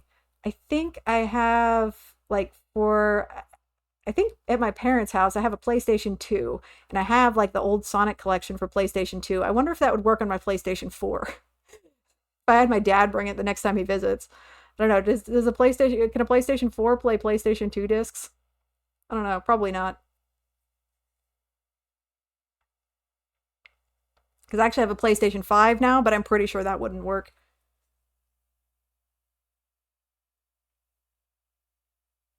Lunatic says, when I was a small child, I was installing Windows uh, to my friends and friends of my parents, I had this Ultimate Boot CD. They would boot on the CD and had an antivirus on it so I could remove viruses without starting the OS. Man, that's awesome. I hope you're charging people for that. That's rad. Matthias says, let's go, Mind Place. Yeah. Uh, yeah, I got a PlayStation 5 a couple months ago, uh, but I haven't had much time to play it, unfortunately. I played, the first thing I did play was that built in Astro game, which is freaking cool. And I've got God of War Ragnarok, which I started, and I want to get to Horizon Forbidden West as well. Like that's basically the reason I bought the PlayStation 5 is because I wanted to play God of War Ragnarok and Horizon Forbidden West because Horizon Zero Dawn is one of my favorite games. Mattel says I have my Genesis still plugged in next to the TV, got my 32X there as well. Yeah, I actually recently redid like my whole like AV setup because I actually don't have a TV. I have a projector. So like a projector that projects onto the wall. So it's like a 90-inch screen. It's pretty dope. Um, but it has a limited number of ports. So I had to like, I've got all my like video game systems set up. I got my Switch. I got my NES. I've got my PlayStation 4. I got my PlayStation 5. I'm sure I've got some other stuff there too. I can't think of it. But I've got all my plugs like arranged so I can swap them out really easily into my projector. I've got everything labeled now with little labels. Yeah. Ah, dang. You can run PS4 discs on the PS5. But what about on the PS4? Can you do PS2 discs on the PS4? I could Google it. It's fine. Natalia says, I'd love to see you play Kerbal Space Program. I do have Kerbal Space Program. I played it a little bit. I never got super into it, but I mean, it was fun. I got super, probably the game I've spent the most hours on is probably Civilization 5. That's the reason I never bought Civilization 6 because I would lose days of my life to that. Motown says Astro's Playroom is so much fun. I played with my kid from time to time. Yeah, if you have a PlayStation 5 and you've been sleeping on Astro's Playroom just because it looks like a kid's game, it is so much freaking fun. I 100% did Astro's Playroom just because it's so fun. Um, yeah, it's an awesome game. And I just heard they're making a sequel too. So I can't wait for that. It's gonna be great. Ah, dang. You have to do PlayStation Plus. Okay, I don't have PlayStation Plus just because I like to buy my games on discs. Um, so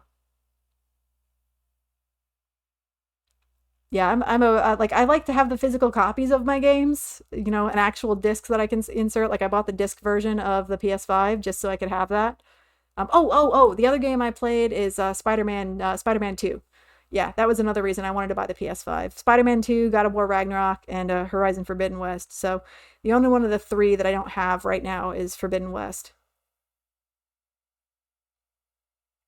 Lunatic says, when my mom bought me my first PS2, my first game was Obscure. Oh, I've never heard of that one. I think my first game, I don't remember my first game on the PS2, but I think my favorite game on the PS2 was probably either Ratchet and Clank. Like I've played most of that series, or Shadow of the Colossus. Yeah. Thank you for the follows, folks. Go my man, kids. Thank you. Motown says, be careful. I think some games are selling physical copy cases without the disc and just a code to download it. I know, it's so stupid. But so far, I'm very careful about getting the physical discs.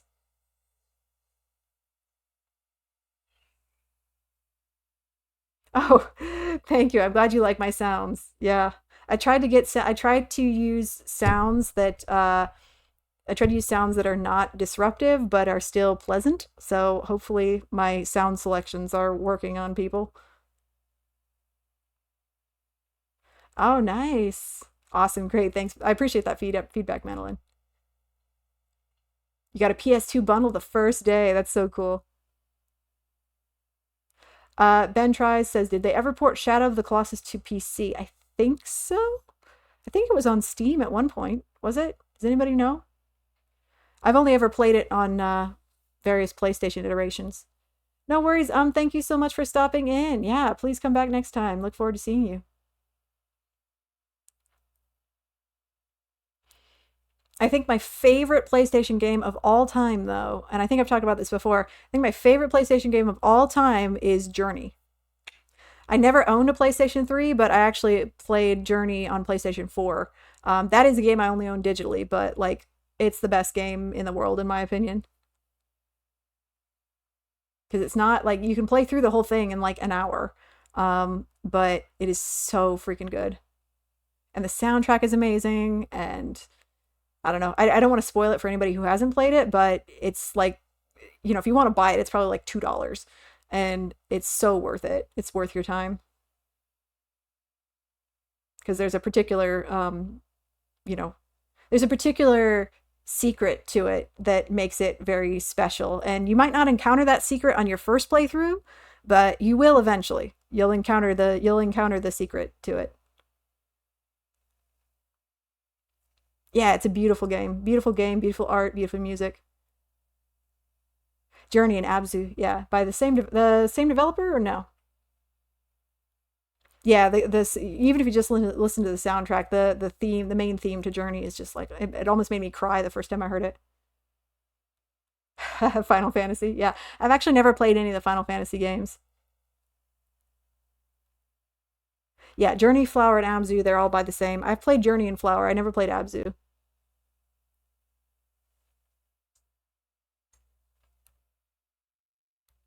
Siberia 1 and Siberia 2, awesome. I never played those, but I love how those classic games kind of stick with us, right? Yeah. I want to play the Riven remake because, Myst was a huge part of my childhood. Back when you would be playing a game and you would write things down on paper, like you would write the secrets and the puzzles as you were going. You'd have a notebook and you'd be referencing that notebook. I did that like with the Zelda games and the Myst games. I had big notebooks of puzzles and writing them out by hand.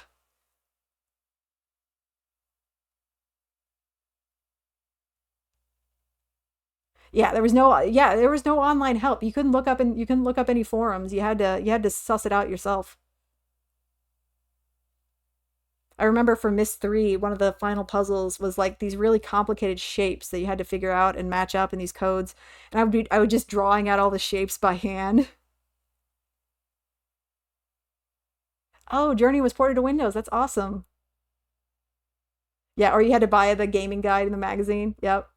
Actually, it's kind of cool. It's a kind of a classic at this point. I have one of the original NES game guides. It's probably worth something now. Yeah, I have one of the original NES game guides for all the classic NES games. All the like the first three Mario's, and yeah, it's like really cool full color game guide. You called your third grade teacher's son to ask for help on how to beat Dr. Wily in Mega Man 2. That's awesome. Yeah, there was the Nintendo Power magazine. If you had the magazine, you had the power. Totally. Yep. Yeah, I remember Link's Awakening on the Game Boy, Legend of Zelda Link's Awakening on the not the remastered version, but like on the Game Boy Color, the original. My aunt got that for me for Christmas, and I had like pages of notes, like drawing out hand draw. I would hand draw the maps to the dungeons, just so I could remember where to go because I'm terrible with directions. So I had all these hand drawn maps. That was when you had to work. We had to, it was like how your grandparents say we had to go uphill both ways to school. Well, when we were kids, we had to work to finish our games. Yeah, it's always a risk to go back to games that had a special place in your heart. Totally. Yep. You'll never feel the same spark as the game yeah, I have this imagination of a lot of the games that I used to play, of the graphics and the quality, but I'm sure if I were to go back to them now, it would not be nearly as good as I remember them. Those old CRT monitors and those old CRT televisions really helped obscure a lot of the graphical roughness that a lot of those games had. They gave a sort of a soft blur of nostalgia over the really bad graphics of older games. Would not look the same on my HDR monitor. Yeah. Alrighty, folks. I love these sort of post stream discussions. It's always a lot of fun. But let's go ahead. I'm going to start looking up someone to raid, but feel free to continue the discussion. Ben says, "Are there any games you'd want to forget about so you could re-experience them again?" Ooh, that's a great question. Probably if we're talking about like narrative driven games, probably the first God of War and Horizon Zero Dawn. Those two games I went into, like, I think probably the first God of War game, because I had played like the old God of War games, like the classic ones on PS2, and like they were fun, but it was like hacky slashy blood gore macho, rah. And it's like, yeah, that was fun, I enjoyed it, but and then it wasn't something I wanted to pursue. I wasn't a super fan. And then when I heard that they were remaking it as a new franchise, I was like, yeah, whatever. Like it was fine. It's not something I'm gonna pay for. And then when I finally got around to playing it, I was just it was the best. It was the best. It was incredible. One of my favorite games.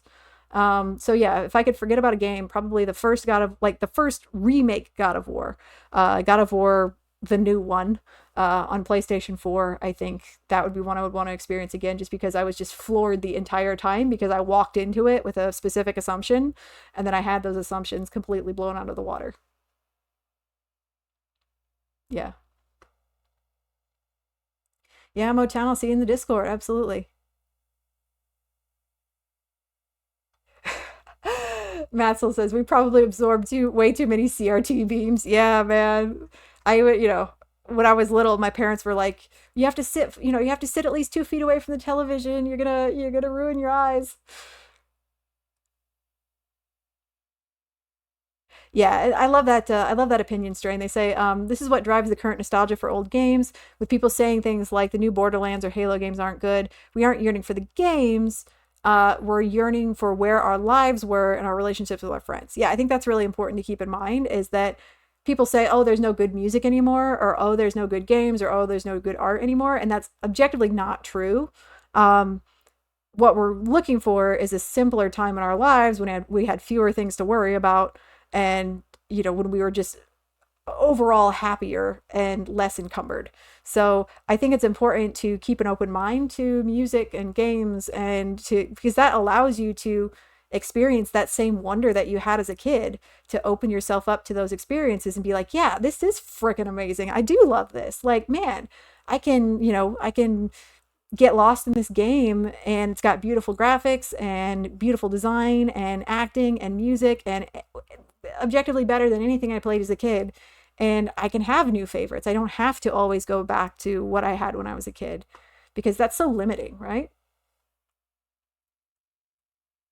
Matthias says every Star Trek game ever sucked?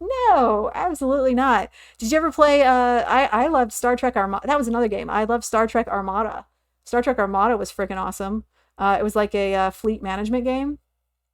It's like I don't know.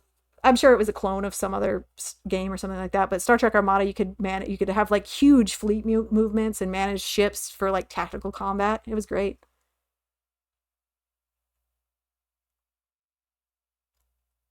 Yeah, you can always recommend a game to someone else and see their reaction. Absolutely. Really need a Mind Wolf Plays channel. Yeah, I mean, I did do it once. I did do a let's play of the game Stray, which is a great game. For me, I didn't like. I love hanging out and with chat and stuff like that. But for me, um, I just prefer playing games myself, I guess. I don't, not that I don't enjoy interacting with chat, but interacting with chat while playing for me like detracts from the game. So it's probably something I won't do again unless it's a very specific type of game where like there's a lot of, audience interaction or something like that. But I probably won't do that type of thing just because it's not something I particularly enjoyed. So I gave it a try though. Manual Philosophy channel. Ah, yeah, Star Trek Armada. Little Kitty Big City. I do want to play that game, Strain. Yeah, that looks like a ton of fun. Uh, yeah, Big Kitty Little City. Sorry, Little Kitty Big City. Yeah, is that just on Switch? Oh yeah, but my next game that I'm really excited about is Hades 2. Hades. I keep saying like these games are my favorite, but yeah, Hades is another favorite of mine. Again, because I went into it with zero expectations and just was absolutely blown away. Um, so I'm waiting for Hades 2 to come out on the Switch. I know it's out on PC right now, but it's still early access. So I'm waiting for the finished game to come out on Switch. Yeah, I know it's on. I know Hades is on Steam, but I very specifically want to play it on the Switch when it's done. Like, come on, finish the development. Oh, a Little Kitty Big City. Okay, yeah. Oh, okay. Is it gonna be on Switch? It feels like a Switch game, but I'll get it on Steam if I need to. All right, I'm gonna look up somebody to raid, but feel free to continue the discussion. We don't have to wrap up right away.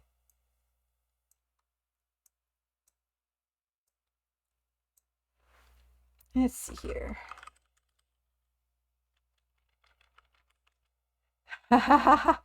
Huber says, I've been deep into playing dad games lately, so games like Satisfactory and Hard Light Shipbreaker. Hard Light Shipbreaker is actually on my it's actually on my Steam wish list. I keep meaning to pick it up.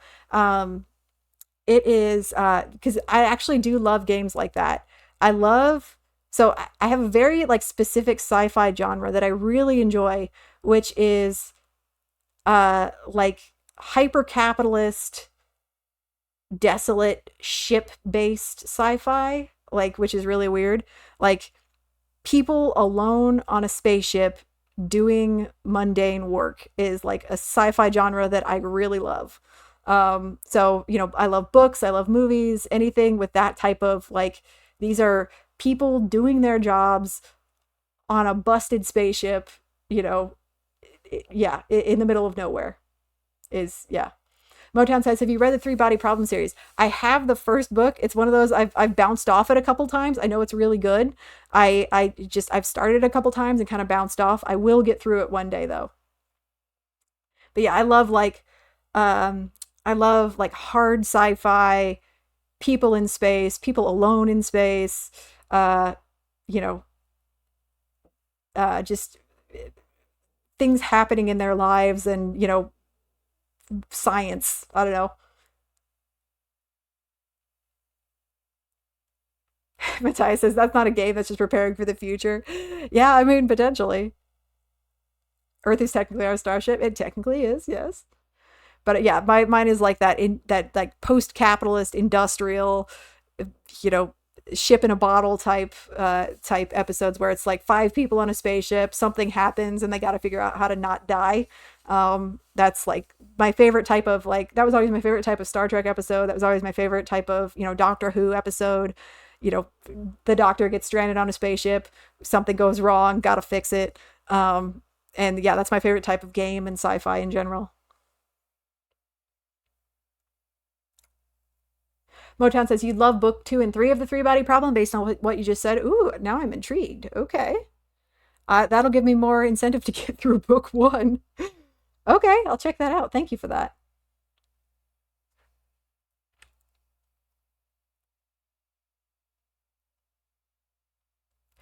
Huber says, sounds like you must have played FTL then. Oh, yeah, I love FTL. Fantastic game. Yeah, FTL it's so funny. It's so good. Yeah, I love FTL.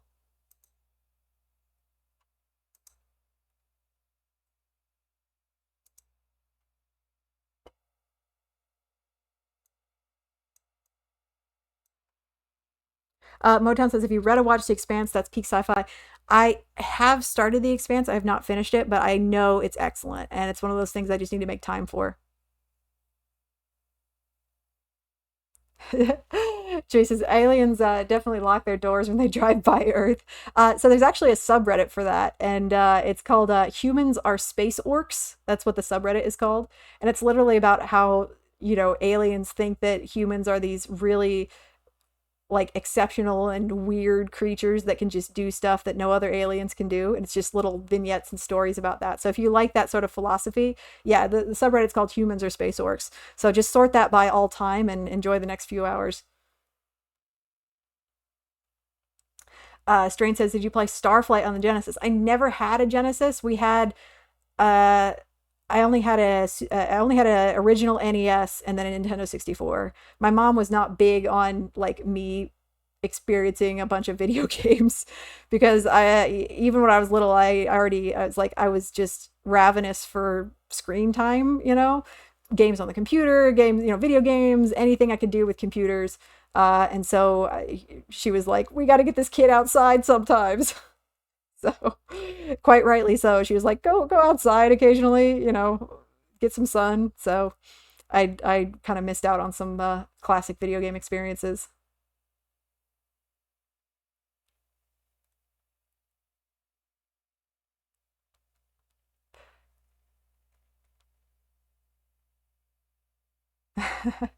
Orcs are far too cool for us to be them. Well, that's kind of the point. Is that the subreddit is kind of portraying, yeah, humans as like, yeah, kind of these, like, if you know 40K, Warhammer 40K. It's kind of like that. Yeah, humans are like the orcs of 40K, where they're just, yeah, utterly magical. Maniac says, "Wow, you've done 1.4 katas." Yeah, I've done every single 8Q kata that exists on Code Wars. Uh, I did that a couple of years ago, like in the space of like a few months. It was not a healthy thing to do, and I don't recommend it.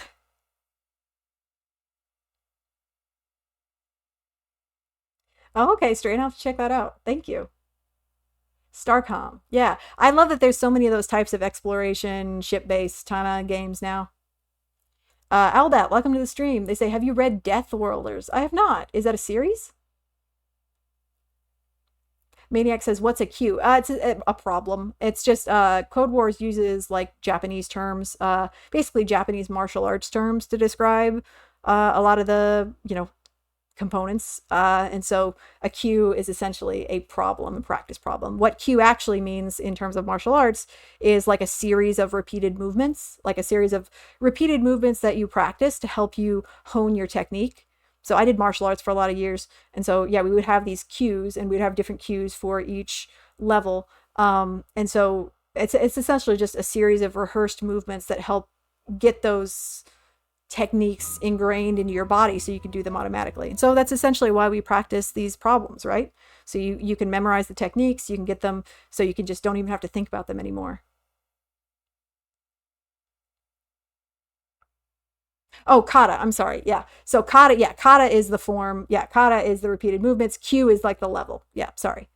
I had that backwards. That's my bad. Yeah, Q is like your level. Kata is the repeated set of movements that you do. Yep. Choi says, "What martial arts did you do?" I did Taekwondo and Kempo karate. Yeah. I got to second level black belt in Kempo karate and first level black belt in Taekwondo. I was never able to, I was never able to get past first level black belt in Taekwondo because I'm not flexible enough and I can't like do the super high kicks. So, yeah.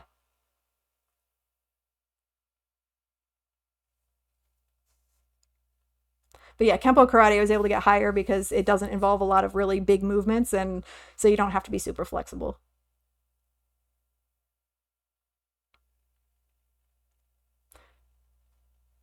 Alrighty, let's see who we got who we can raid today, shall we?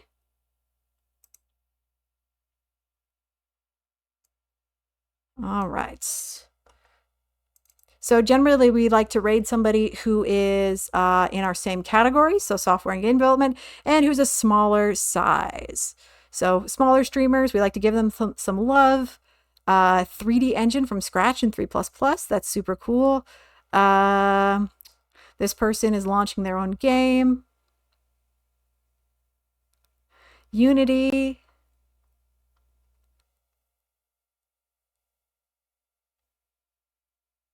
Weekend dev stuff. If anybody has any suggestions for someone they like to raid, please let me know. Godot game dev. Also, we like to stick with English language streamers.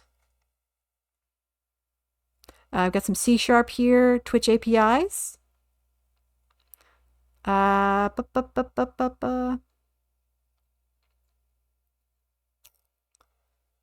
this person's doing some web dev with Svelte and CSS and TypeScript. That might be fun. Yeah, of course. Thanks everybody for stopping in.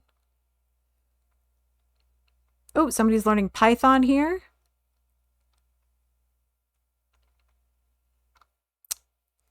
How about this person? They're doing some web dev with Svelte, CSS, and TypeScript. So if we're interested in that, let's go ahead and check them out, shall we? Also, too, just as a reminder, I know you all will be great, but whenever we raid somebody, please be respectful. Bring the same good vibes that you do to, to my chat right here, and show them, how cool this community is, and spread some good vibes their way too. So let's show them some support for whatever they're working on right now. First, I'm going to make sure that they're actually doing something. Alrighty. Here we go. We're going to go ahead and start the raid and yeah, show them some love. See you all potentially next week. I'll follow me on Twitter for any updates to the schedule and for the topic. And yeah, I look forward to seeing you all soon. Starting the raid now.